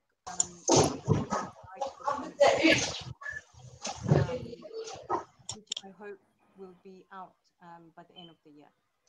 So as we know, there are a lot of societal challenges at the moment, such as poverty and inequality, which are really a global issue. And poverty actually exists in both developing world and also in developed world. So poverty, I mean, even in the Western world, there is poverty, but probably for different reasons. And we also know that, you know, the world has changed in the year 2020. Our normal way of life is no longer the same. In life is turned upside down with COVID-19. So one of the biggest casualties of COVID-19 pandemic is actually poverty.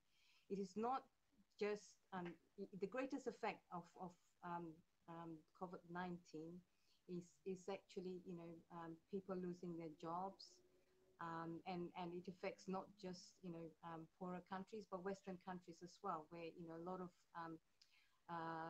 businesses have closed down because of lockdowns. And one of the reasons for the rising poverty is actually unemployment. And with trades being hampered with border restrictions and lack of circulation of wealth, which actually affects governments and also communities, because, you know, without the circulation of wealth, I mean, there's no tax, there is no money that goes around. So in future, we will actually see more poverty, you know, due to increase in unemployment. There'll be lower standard of living, worsen of healthcare, and poorer education, all triggering poverty. And that would be the biggest socio-economic development challenge globally, actually. So with the widening of inequality, the cost of basic necessities of life will increase significantly, and it will actually affect even the middle class. I mean, a lot of people will be out of reach, you know, from what things that they were actually used to. This, coupled with large-scale environmental devastation to the planet, calls for a rethinking of the way the present-day economic principles are designed. So in the past, there have been a lot of theoretical concepts, round-the-table discussions, research methodologies, PhDs, media debates, and also government involvements, which are mainly based on a conventional point of view. But there is actually no solution. I mean, we still remain in the dark in terms of social challenges that concern poverty, community development, sustainability, and social injustice. So to be realistic, the past experience have not lived up to any promised expectation to community development and empowerment. Secondly, considerations. Okay, so there are a few reasons for this. The first reason is that the solutions that has been put across are actually unbalanced, in the sense that they are more geared towards profit and not on community development or community empowerment.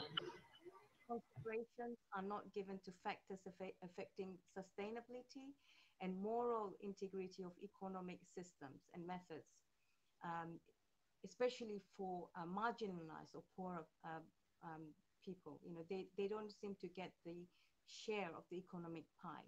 This is also in the West. not just a problem in developing countries, but it is also a problem in the West. Thirdly, the economic Dr. Tahmina Anwar, very low sound from your side. Can you please raise your voice a bit louder, then our guests and audience can hear you as they can. So, yeah, the economic systems have been modeled on individualistic rationals combined with private self-interest agendas instead of the common good. And that is one of the issues why we haven't actually been able to find a solution for poverty. So it has been widely accepted that overemphasis of financial returns undermines integrity of activities as a whole, as well as financial sustainability of communities.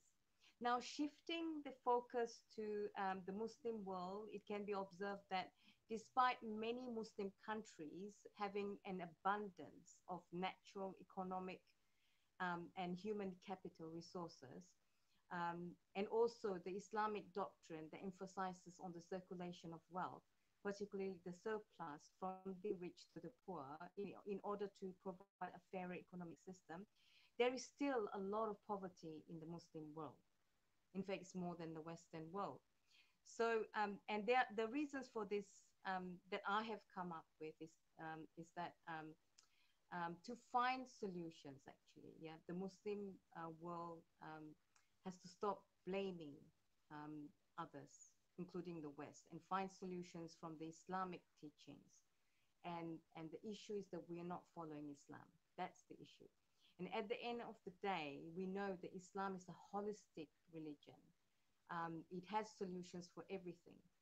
You know, we just have to you know, implement a system. And as Muslims, I mean, there's always hope that we will find solutions from Islam. I mean, that's why, you know, we're Muslims. So just giving you an example, yeah, looking back at the history, Islamic history, we learned that the era between 717 CE and 720 CE, it was actually known as the economic golden age under Caliph Omar bin Abdulaziz.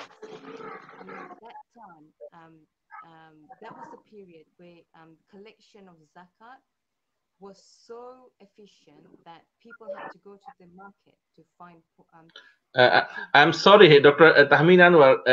Actually, we can't hear anything. So, can you please just conclude your concluding remarks? We are sorry because technology doesn't always support us. This happens today. Okay, that's fine. So the conclusions are, you know, that Waqf is a great tool, and it is actually a solution to many of the problems that we are facing. But there are issues with Waqf. One of them is actually the investment strategies that has to be properly, you know, properly strategized. And the second one is corporate governance that Dr. Sami covered. That is a huge issue with corruption. Okay, thank you. Thank you very much. We are very sorry that sometimes we have to depend on technology, which always doesn't support us. Yeah, we are really sorry to our honorable guests and of course to our honorable audience. At this point of time, may I invite Dr. Abdullah Yunusa Hussaini. He spoke earlier. Can you please finish your speech within 3 minutes, please?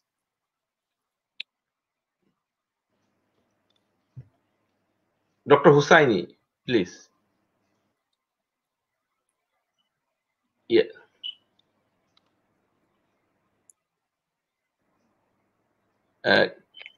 Even me, I'm the same. Like we have actually bad network and bad weather. So maybe if you start and it can go in. And sorry, you know, especially here in Nigeria, now we are in morning. So sometime if the rain, so have problems. So I face this problem here now. So maybe if you are, maybe I will continue and you can. So let me just take these two points about Waqf. Actually, I'm heard about upgrading that handout which I saw it from you. So field of Waqf. I want to see about field of Waqf, especially here in generally what solution. So what Islam said about this? Do you know when we live in this hadith what Abu Talha said radiallahu anhu, جعل الله أحب ماله إليه وقفا في سبيل الله. So because of when you use this hadith Abu Talha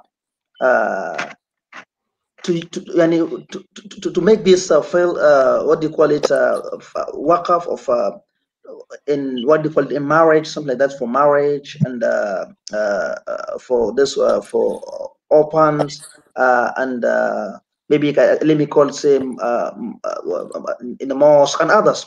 So when talking about this all what do you call it what do you call it is for marriage. So I think waqf is going to be very important to those.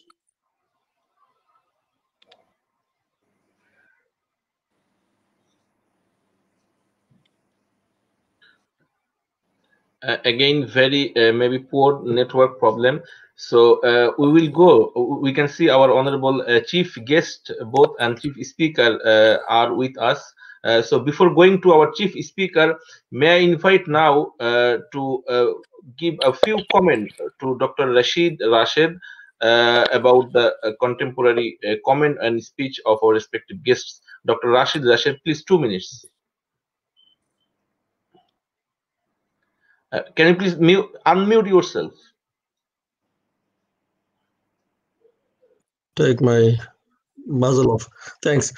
For us to provide a formidable Islamic alternative for trust, there is no other way. Categorically, there is no other way for the local scholar of the time and era for them to come up with a befitting solution of permanent welfare use of Waqf estate using the contemporary, the local laws and regulations. There is no other way.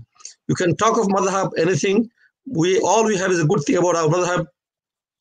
وَلَا تَجْعَلْ فِي قُلُوبِنَا غِلًّا لِلَّذِينَ آمَنُوا رَبَّنَا إِنَّكَ رَءُوفٌ رَحِيمٌ is our approach. We have nothing against madhahib, but madhabi approach will not fit. As it is the case, Windows 95 will not be able to operate the software, the application developed on Windows 10. Bottom line.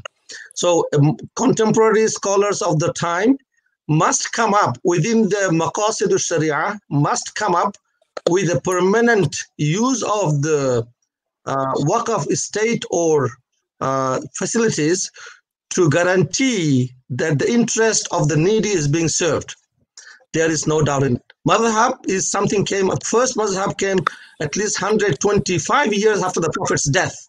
If you are telling that madhab is essential, then all the Sahabis who died before the 125 years, they are not good Muslims. Na'uzubillah, we can't say that. Madhab is a guide for us. Abu Hanifa radiallahu anhu was the first Imam, but he was on the Hijrah 80, he was born. Give him 20 years for him to mature. So 100 years. After 100 years of the Prophet's migration, first Mazhab came. All the Sahabas are already dead by then. Are you talking that without Mazhab you can't survive? So brother, bottom line, Mazhab is not essential for you. What is essential for you is Quran and understanding of the Quran with the support of your logic and authentic hadith. There is no other way. Thank you. Yeah. At this point of time, before going to our honorable chief speaker, may I invite Dr. Mohammad Omar Faruq to comment on the speakers. Please, for 2 minutes, please. Assalamu alaikum. Well, one of the discussions, comments I could not hear, Dr. Samina Anwar, so I cannot make any comment on that. Hopefully, there could be some written communication later on to understand. Dr. Sami Salahat made a very good point.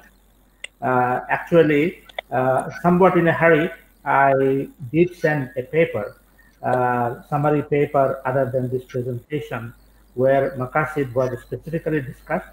And even when we talk about goal orientation, actually it is a reference to Maqasid. However, I want to point out that discussing things at the Maqasid level is still at a very aggregate level. these need to be disaggregated, and also performance indicators must be identified. So in a very operationalized way, we can identify what kind of progress we are making through different things that we do. The last comment is that I don't quite think that we have an appreciation of the situation we have at hand. We have an existential challenge regarding this planet. This does not discriminate whether you are from this mazhab or that mazhab. This does not discriminate whether people are following mazhab or not following mazhab, or Muslims or non-Muslims. The issue is much bigger than that. And those who really want to take it seriously must move beyond their parochial views and come in ways that can bring us together, find common ground rather than what divides us. That's the last observation I want to make now. Inshallah, we can continue further. Thank you very much, Dr. Omar Faruq, for his remarks on the speech of our respective speakers. At this point of time, I would like to invite our Honorable Chief Speaker of today's international webinar. He is Barrister Abdullah Muhammad Ismail. He is the President, Birmingham Jami Masjid and Islamic Center, and Chief Legal Consultant, Eurasia Legal Services, United Kingdom. Barrister Abdullah Muhammad Ismail, please. Assalamualaikum warahmatullahi wabarakatuh. Alhamdulillahi rabbil alamin wassalatu wassalamu ala sayyidil mursalin wa ala alihi wa sahbihi ajma'in, amma ba'd. First of all, I would like to thank the organizer of this very auspicious and very valuable event seminar. And I would also like to thank Dr. Mohammad Omar Faruq, who presented very nice and valuable comprehensive article for this seminar. In his seminar, Alhamdulillah, he clearly identified the current challenges and challenges facing by the world. He also identified clearly the challenges of the Muslim countries and Muslim Ummah.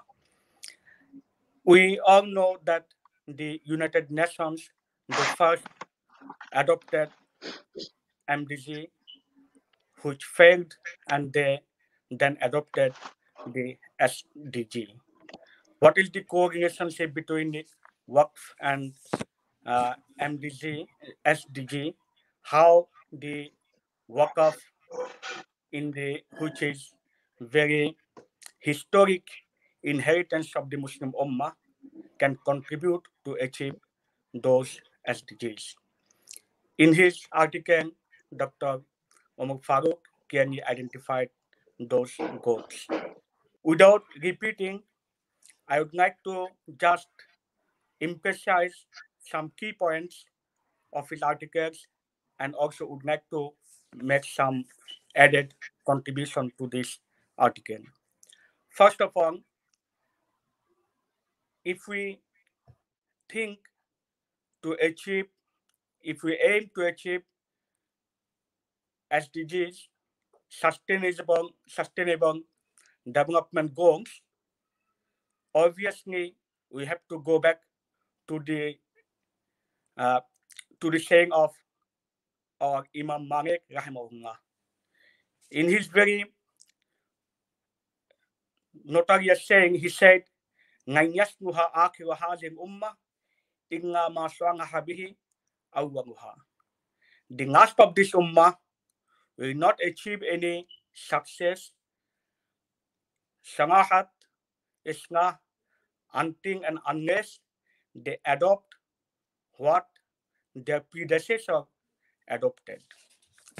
If we look at Hazrat Umar Faruq anhu saying, he said, if a dog dies in the bank of Furat, then I, Umar, will be responsible for this.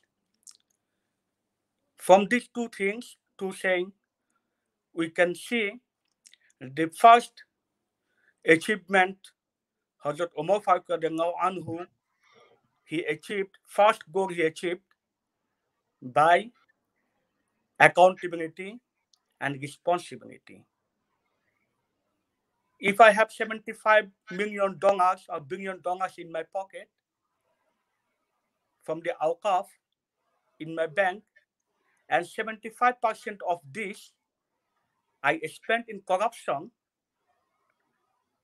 I deceive it, I misappropriate it or misuse it, then Awqaf will not benefit achieving the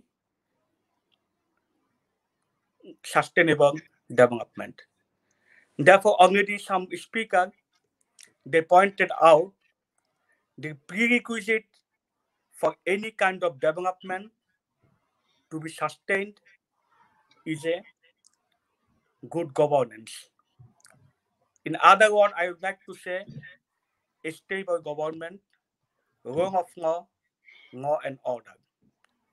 Therefore, when we talk about sustainable development, first of all, we have to think whether the Muslim Ummah, Muslim country have sustainable and stable government, governance, rule of law and order, accountability, and responsibility.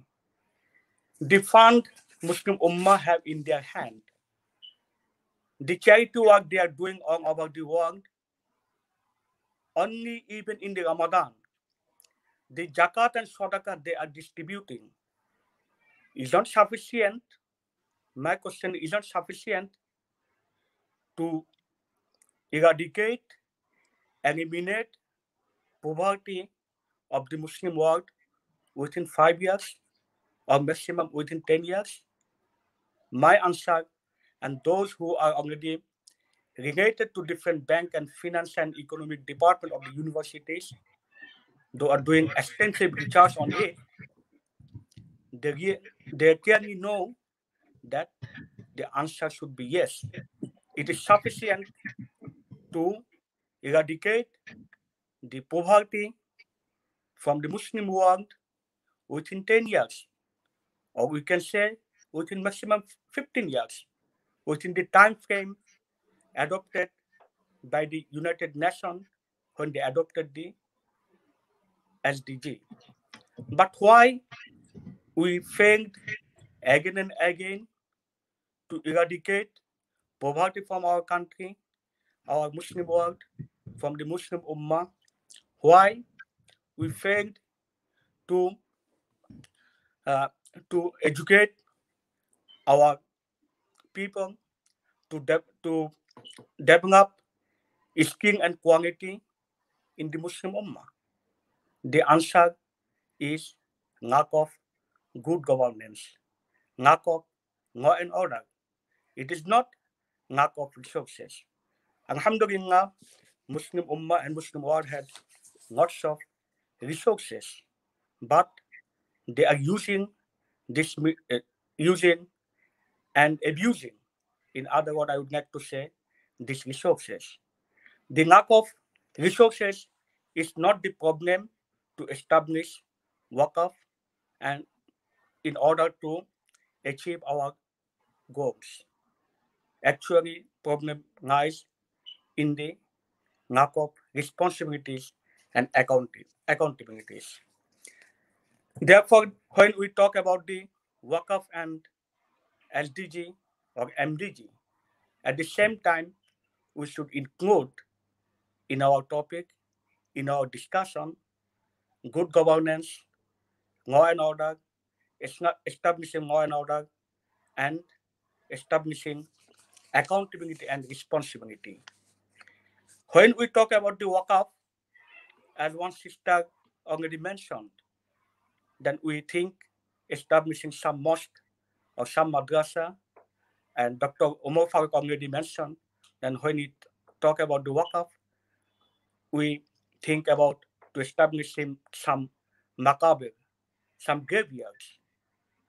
Actually, this was not the aim of the Awqaf. Historically, when Prophet established, what Muslim Ummah established, what Sahaba Kiram established. The aim was empowering the people. Therefore, when we talk about the Awqaf, its main objective should be empowering the people, it is not the only establishing the women rights. Every country, every society, they know the dignity of the women, they know the honor of the women, they know what right and responsibility women have in the society. But the problem is empowering them. So when we talk about the Awqaf, we also include the issue of empowering, not just just equality. Equality will come when we empower them. Similarly, our Awqaf should aim to develop the skills and ability. For example, in England, it is called not the Ministry of Education. It is called Ministry of Skill Development. So education is not sufficient. When we talk about the Awqaf or Waqf, we always think to establish some openness. With the mindset, keeping this open forever. No, this should not be our aim. Our aim should be, yes, we establish openness from Awqaf, but empowering the orphan who will look after hundreds and thousands of orphans, and that one orphan he will enrich and empower other orphans.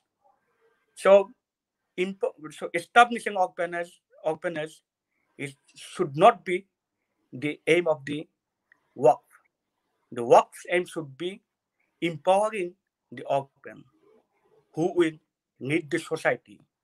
Another thing, in Muslim world, the Waqf estates is also used only for teaching and providing some lectures. For example, our mosque, our madaris. What role are they playing? Is it just the teaching, or developing the leadership quality, management quality? Those who are managing our Awqaf estates, for example, mosque and madaris, how much leadership quality and management quality do they have? So Waqf estate should be used to develop leadership and management quality. Those who manage the society, lead the community, lead the country.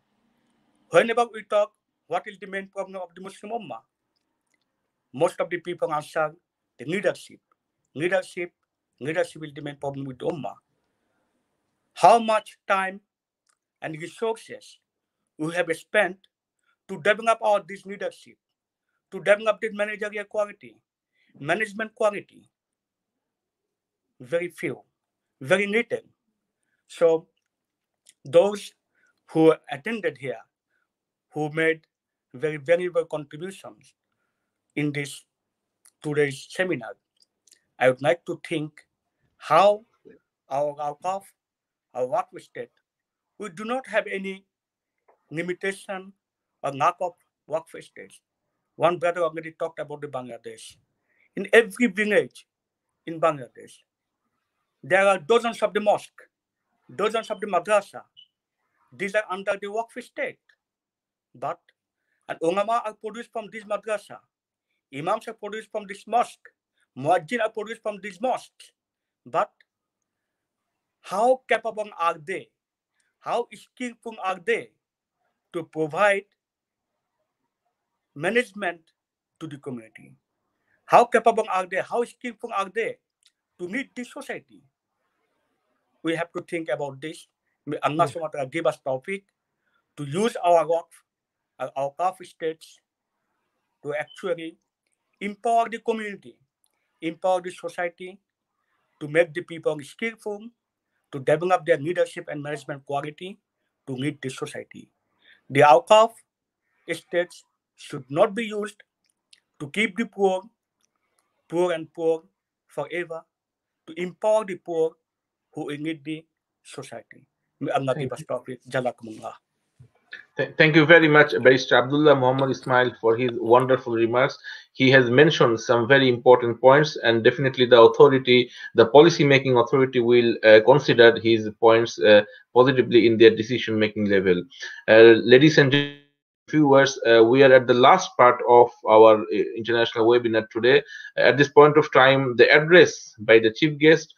For delivering the address of chief guest, may I like to invite Professor Dr. Habib Ahmed.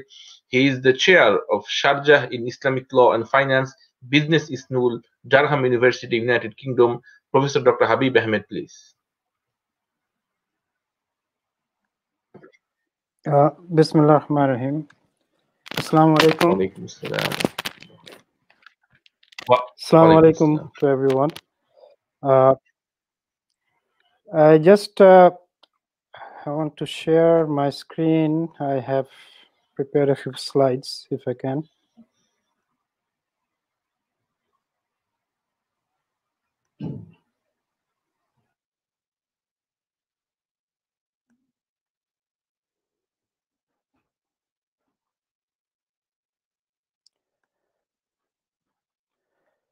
Okay, I think, I don't know if you can see my screen, but anyway, first of all, I want to thank the organizers to invite me on to this very interesting and important topic of Waqf and SDGs. I think SDGs is something which is being discussed for the last 5 years. And one of the issues we have with SDGs is that there's a huge funding gap.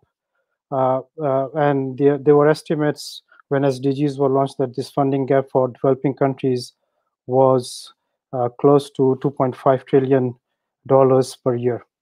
And this gap was expected to be filled by the public, private, and non-profit sectors because the government would not be able to come up with this huge amount by itself, given its limitations of taxes and also the budget deficits they have. The other thing I just want to mention before I go is that actually most of the speakers have spoken. I'm one of the last speakers. So I think there's not much to add. I just want to, in some ways, recap what the others have said and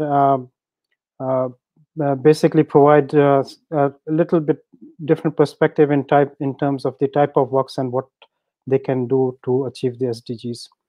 Now, if we look at the broad investments which are needed for achieving the SDGs, we can classify them into two broad categories. One would be investment in infrastructure, and infrastructure includes both economic and social infrastructure. The social infrastructure would be education and health. And the other one is, of course, to provide social goods and services to achieve the social and economic objectives. And of course, because it's sustainable, there has to be a qualitative overlay in terms of sustainability and resilience related to environment. And the SDGs also recognize the use of technology to achieve these very ambitious goals. Now, if you look at the status of OIC member countries in terms of SDG, they are not performing very well. I don't know if you can see my screen, but the OIC average is 60.7, which is actually only best to the African average. Otherwise, the SDG averages of OIC member countries is very poor. And if we look at some specific SDG achievement, we see that the OIC member countries are lagging behind. For example, when it comes to goal 2, zero hunger, 52 countries of the 57 countries, OIC member countries, they have major challenges to achieve this goal. When it comes to good health and well-being, which is very much important during this pandemic times, 42 countries of the 57 countries will have major challenges to achieve this. 10 countries will have significant challenges, and 4 countries challenges remain. So there's not too many countries which are actually on the path to goal achievement. So what it means is there is a need for huge investments to achieve the sustainable development goals. Now, if you talk about Waqf, actually, before we can see how Waqf can contribute to the SDGs, we have to distinguish between the existing Waqf and the new Waqf. The existing Waqf, as we know, these have been historically been established by Muslims of the past generation. And most of this Waqf is in the form of land and real estate. And it is managed by individuals. And now in some countries, the governments have taken over the management. The other thing, of course, is the new Waqf. It can come in different forms of assets. We don't have to rely on real estate and land. I think the most common type of Waqf which is being created contemporary is the cash Waqf, which is then transformed or converted into other forms of assets, income generating assets, and that income is being used for social purposes. The other thing which has come up in some discussions today is the legal format. In some countries, for example, in the West, you cannot legally establish a Waqf, so you have to establish a trust or a company, non-profit company, and then institute the Waqf features in those. And even in some Muslim countries, I think because Waqf is very much regulated, and when you create a Waqf, the government comes in and interferes. A lot of people who want to create Waqf, they use other forms of organizational formats. And for example, in Malaysia, if you create a Waqf, the state comes and takes over, or not takes over, but it basically manages it. And if you create a trust or a non-profit company, then you can manage it. So I think these are some of the practical issues which we face in developing new Waqf during contemporary times. Now, the issues arising with SDGs would differ in terms of the existing Waqf and the contemporary new Waqf. When it comes to the existing Waqf, we can think of some issues which may constrain its contribution to SDGs. The first, of course, is the Waqf deed. As we know from a Sharia point of view, the Waqf deed determines everything about the Waqf. So if some Waqf was created 100 years ago, it probably did not consider the SDGs. It had some social objectives maybe, but the other problem, of course, is that a lot of Waqf are created for religious purposes and may not directly serve the SDGs. So the key issue here is because these Waqf were created at different times, the objectives may not coincide directly with the SDGs. But having said that, a lot of Waqf were created for social purposes, and those Waqf definitely will, in some ways, have some impact on the SDGs. The other thing, of course, is the Waqf asset, which is the, as I mentioned, the existing Waqf mainly are land and real estate. Which the implication is that only the rich could contribute. Now, as we know from evidence that in most of the Muslim countries, these Waqf are not very well maintained or developed. As a result, the returns are very low. So that means the impact is very low. And third issue, which is a constraint, has been discussed quite a lot in terms of management and governance. And I don't want to go too much into details in this. The key thing is that a lot of Waqf are mismanaged, even by individuals or the government. And they have either very little social impact, or in some cases, they have been lost because of corruption. Now, if we want to have impact on SDGs with existing Waqf, I think, among other things, we can think of two key issues to improve the capacity of Waqf. One would be to invest in Waqf assets to increase their productive capacity and returns. And Islamic finance can play an important role in this.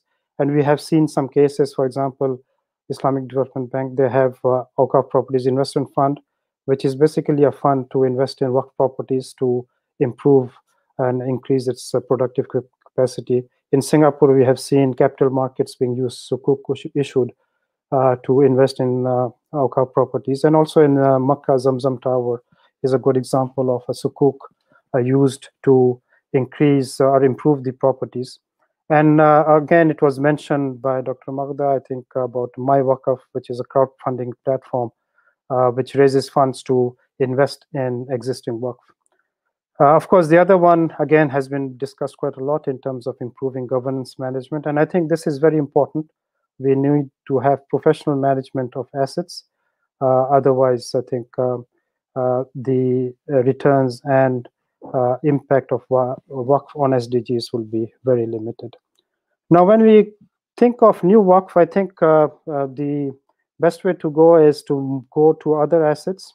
And I personally feel that the most Waqf should be in terms of cash, which is then converted into other income generating assets. And new instruments are being used, for example, Waqf certificates, Sukuk, digital platforms to raise these cash Waqf. And the good thing about cash Waqf is that not only the rich, but any person with medium income, even low income people, they can contribute to Waqf. So what we're doing is, if you have cash Waqf certificates, which are say only less than $100, an average person can actually help to the Waqf and actually perform a religious duty. So the future of Waqf probably lies in a new model of cash Waqf and investment, which would require good management. And one of the ways this can be done is to use the examples of contemporary endowments in the West. The university endowments have been mentioned, so that may be a way to go in the future. And in terms of the final slide I have, way forward, there has to be use of technology and digital overlay to enhance the impact of Waqf. And we can think of three key ways in which Waqf can contribute to the SDGs. First is to provide the social infrastructure, where basically Waqf is used to provide health and education. And health and education can be in terms of hospital and schools. These are a part of the SDGs. And the second obvious way of using Waqf to enhance the SDGs is to provide social goods and services, to basically use the returns of Waqf in capacity building, and also providing financial services in terms of microfinancing, for example. And third, because we're talking about sustainable development, sustainability and resilience is very important. And I think contemporary Waqf, they have to actually, when you talk about Waqf asset investment, we have to think in terms of whether they're ESG compliant or not. If a Waqf is investing in assets which hurt the environment, then it is not really not only fulfilling the SDGs, but even contrary to the Islamic teachings. And another important way in which Waqf can contribute to the SDGs is to actually increase investment in sustainable solutions. We have different types of assets, even for example, investment in forests and environment related, for example, green energy. These are some of the sectors where some of this cash Waqf can be invested. So I have basically in some way summarized what most of the speakers have done. And I again want to thank the organizers for inviting me here. And finally, I want to thank all the speakers. And it's good to see the colleagues again after some time, two Omar Farooqs, among others. Thank you very much. Assalamu alaikum. Wa alaikum assalam wa rahmatullah. Thank you very much, our honorable chief guest, Professor Dr. Habib Ahmed, for his wonderful remarks. Ladies and gentlemen, dear viewers, we are at the last part of our international webinar. Our honorable chair, he has joined from the very beginning of this session. So I would like to invite to address today's session Dr. Abu Omar Rafiq Ahmed. He is an associate professor, Islamic Economics Institute, King Abdulaziz University, Kingdom of Saudi Arabia. Dr. Abu Omar Rafiq Ahmed, please. Bismillahir Rahmanir Rahim. Alhamdulillahi Rabbil Alameen. Wassalatu wassalamu ala Sayyidil Mursaleen. Nabiyina Muhammadin wa ala alihi wa sahbihi ajma'in. First and foremost, I must thank Allah subhanahu wa ta'ala for bestowing His enormous blessings on all of us and giving us tawfiq to have gathered today from the remote corners of His vast universe in this sacred month of Muharram to discuss an important topic, that is Waqf and SDGs, aspirations and realities.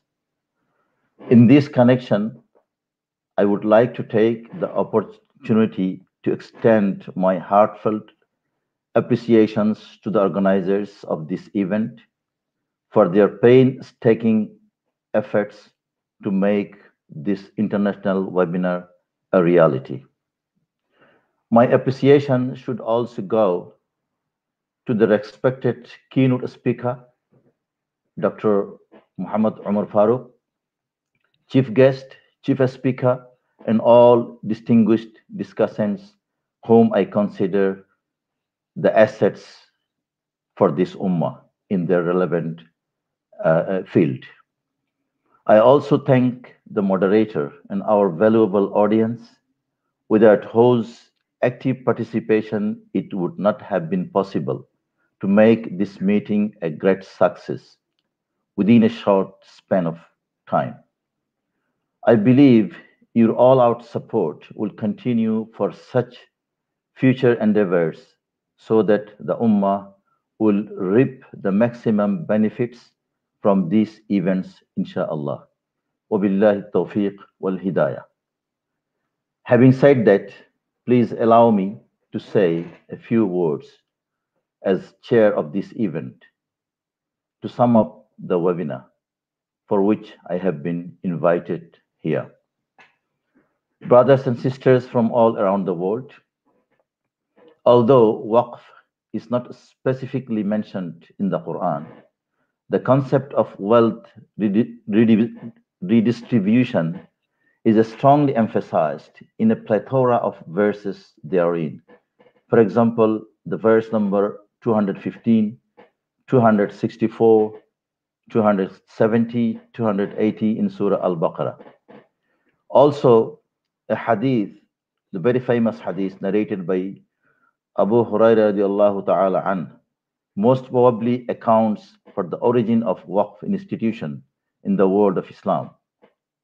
He has reported Allah's messenger as saying, when a man dies, all his acts come to an end, but three, recurring charity or knowledge by which people benefit, or a pious offspring who prays for him.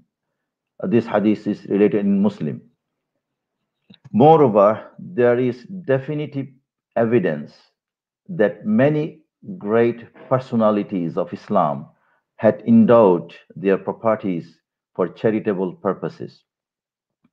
As we can see, the Khulafa Rashidun, or the rightly guided caliphs of Islam, have practiced Waqf in their lifetime.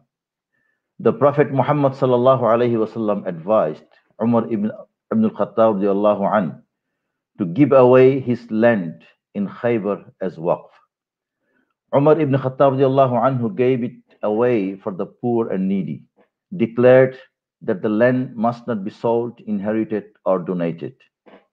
Likewise, Uthman ibn Affan radiallahu anhu is reported to have bought a well, Bir Uthman, known as Bir Uthman, owned by a man in Medina at 20,000 dirhams, which he made as Waqf for all Muslims to drink from.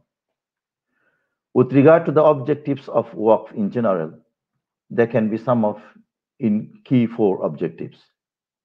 First, Waqf is a transcendent activity. This means that Waqf has a worship dimension, ibadah dimension. Every activity associated with Waqf must follow the straight and true path. Second, Waqf is for prosperity. This means that Waqf is expected to be managed productively to generate optimal returns that are distributed to the welfare of Muslim community. Third, Waqf is to develop da'wah work, that is the propagation of Islam. Productive Waqf is expected to improve the da'wah activities. Fourth, Waqf is to maintain dignity and self-respect. Waqf, which is managed productively and generates optimal returns, will enable people to become self-reliant. In 2018, Islamic social finance stakeholders achieved many milestones in aligning their work with the Sustainable Development Goals. For example, the International Waqf Core Principles were announced at the annual meetings of the IMF and World Bank in Bali in October 2018. These principles, developed in partnership with Badan Waqf Indonesia and UNDP, offer important standards on disclosure and transparency. UNDP also announced that it is working with Badan Waqf on the first blockchain enhanced digital platform to increase Waqf collections and enhance the effective use of Waqf land. In terms of the current Waqf assets of Muslim world, it is estimated that in some Muslim countries, the Waqf assets have so far reached 1/3 or more of cultivable land. However, due to unavoidable reasons, Waqf has degenerated both as concept and in real terms. It is difficult to estimate for current size of Waqf assets, although currently it is roughly estimated from $100 billion to $1 trillion. The Waqf is experiencing major revival nowadays. So let's come into the SDGs. What's for these SDGs? With the 2030 Agenda for Sustainable Development, the United Nations has identified a set of ambitious targets, which are known as the Sustainable Development Goals, or SDGs, that represent a new opportunity for humanity to have a common framework to guide our collective actions and achieve a better future for every living being on this earth. Nevertheless, the SDG funding gap, which is estimated at $2.5 trillion per year for developing countries, cannot be closed by traditional development aid alone. Filling this gap will require the engagement of new financing partners and tools to leave no one behind. This is where Islamic social finance in general and Waqf in particular can play a crucial role and offer governments a strong, non-traditional source of financing to advance their SDG implementation.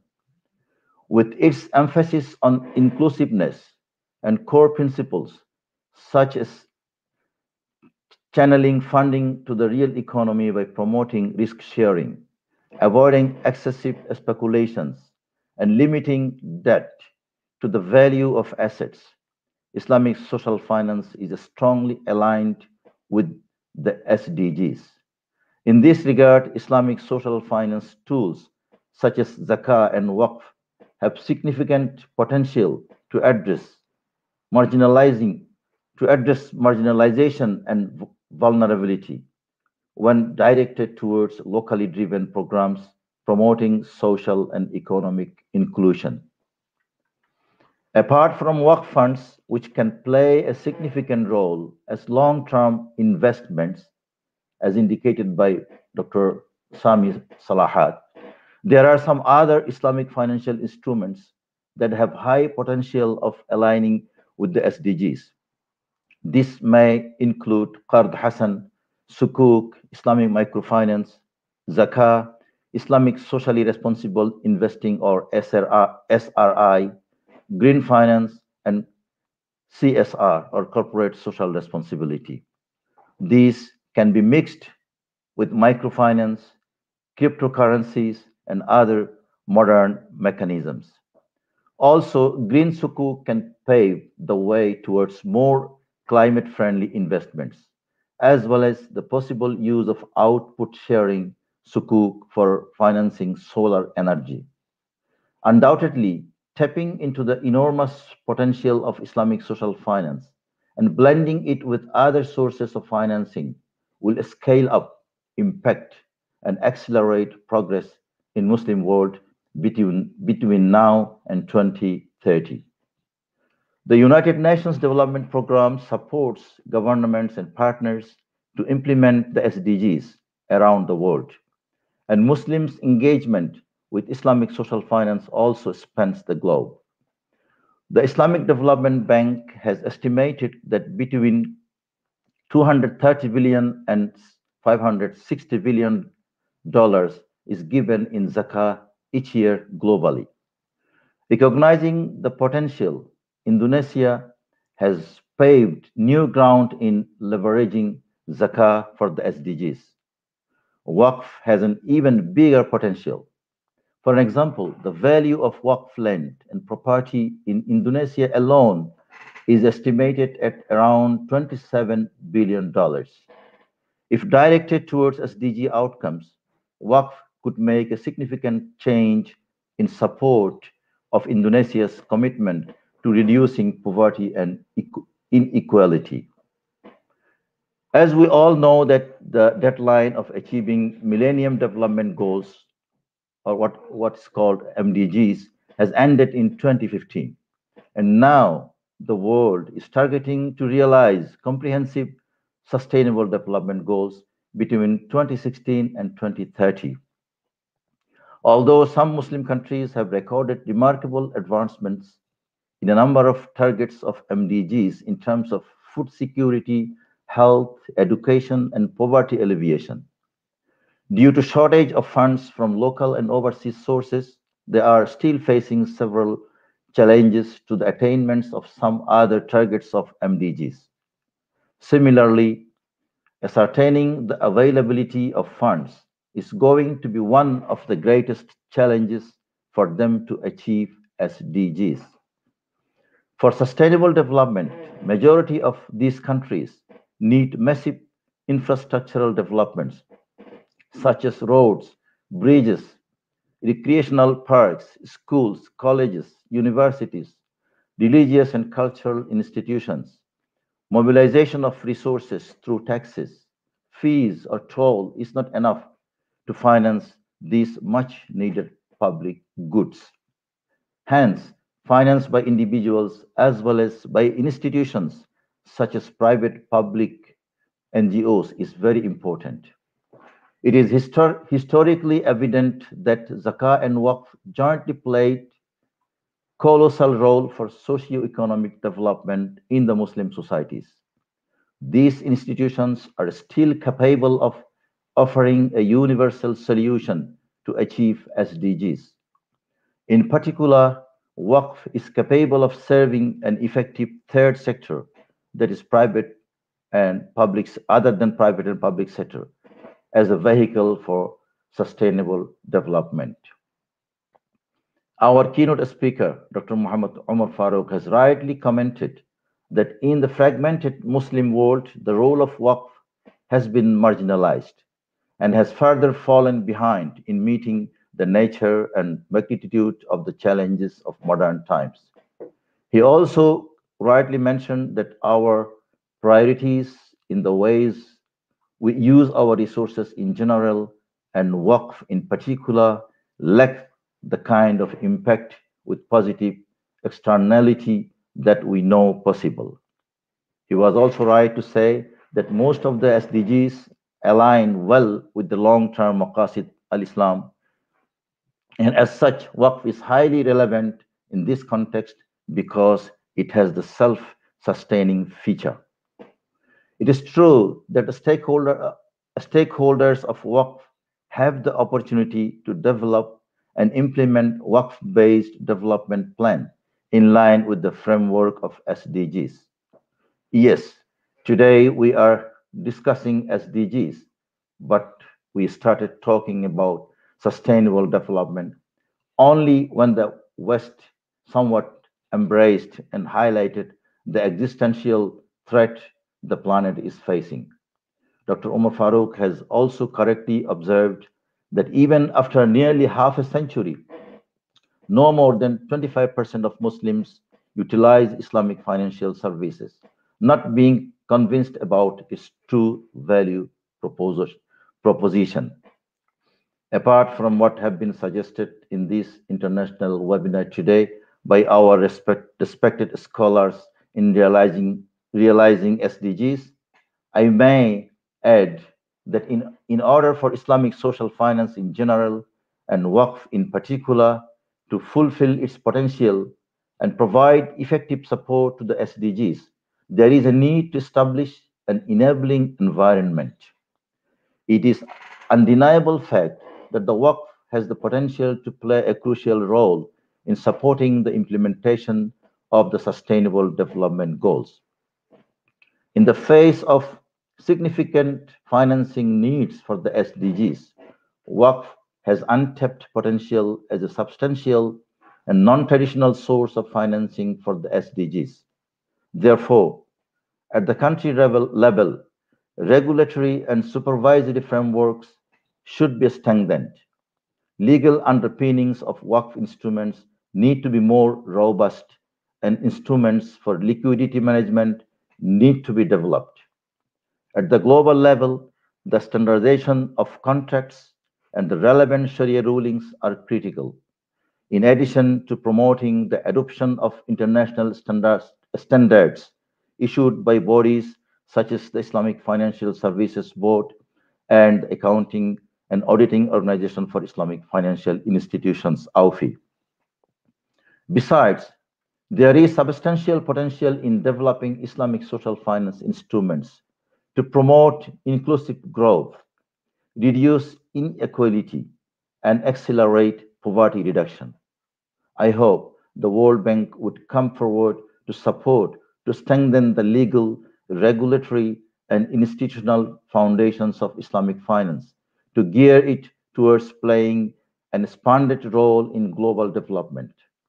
Initiatives are also needed to foster the use of Islamic financing instruments in addressing specific development challenges, such as infrastructure provision and financing for SMEs. I earnestly hope that today's August webinar will act as a platform of acquiring knowledge for all of the participants, and all of us would be benefited from what we have been able to achieve from its outcome. And I look forward to having more international webinars on different issues faced by the Ummah. Again, I thank you all for your all-out support through joining this noble initiative.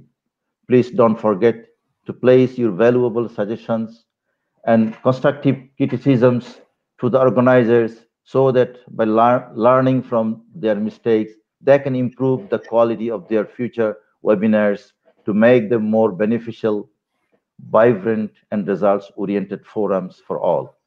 May Allah subhanahu wa ta'ala grant us wisdom, vision, capability, and dedication to rise to meet our difficult challenges, since the Muslim Ummah have been evolved in the language of the glorious Quran as best of the community. Last but not the least, I thank you, my honorable audience, for having patiently sat through my chair address. And with this, I would like to end up this August event for today. Thank you so much, and thank you all. Thank you very much, Dr. Abu Umar Faruq Ahmed, for his wonderful address of chair.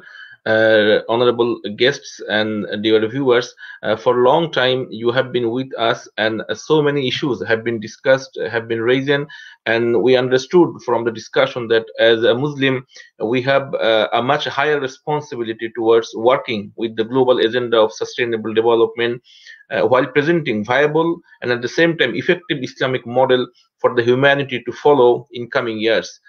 So thank you very much, our every guests, for your valuable time, for your valuable speeches, and at the same time I'd like to extend our thanks to our honorable viewers, listeners who have been joined with us from the very beginning. With these remarks, I would like to conclude our international webinar now. Thank you very much once again. Wassalamu alaikum wa rahmatullahi wa barakatuh. Peace be upon all of you.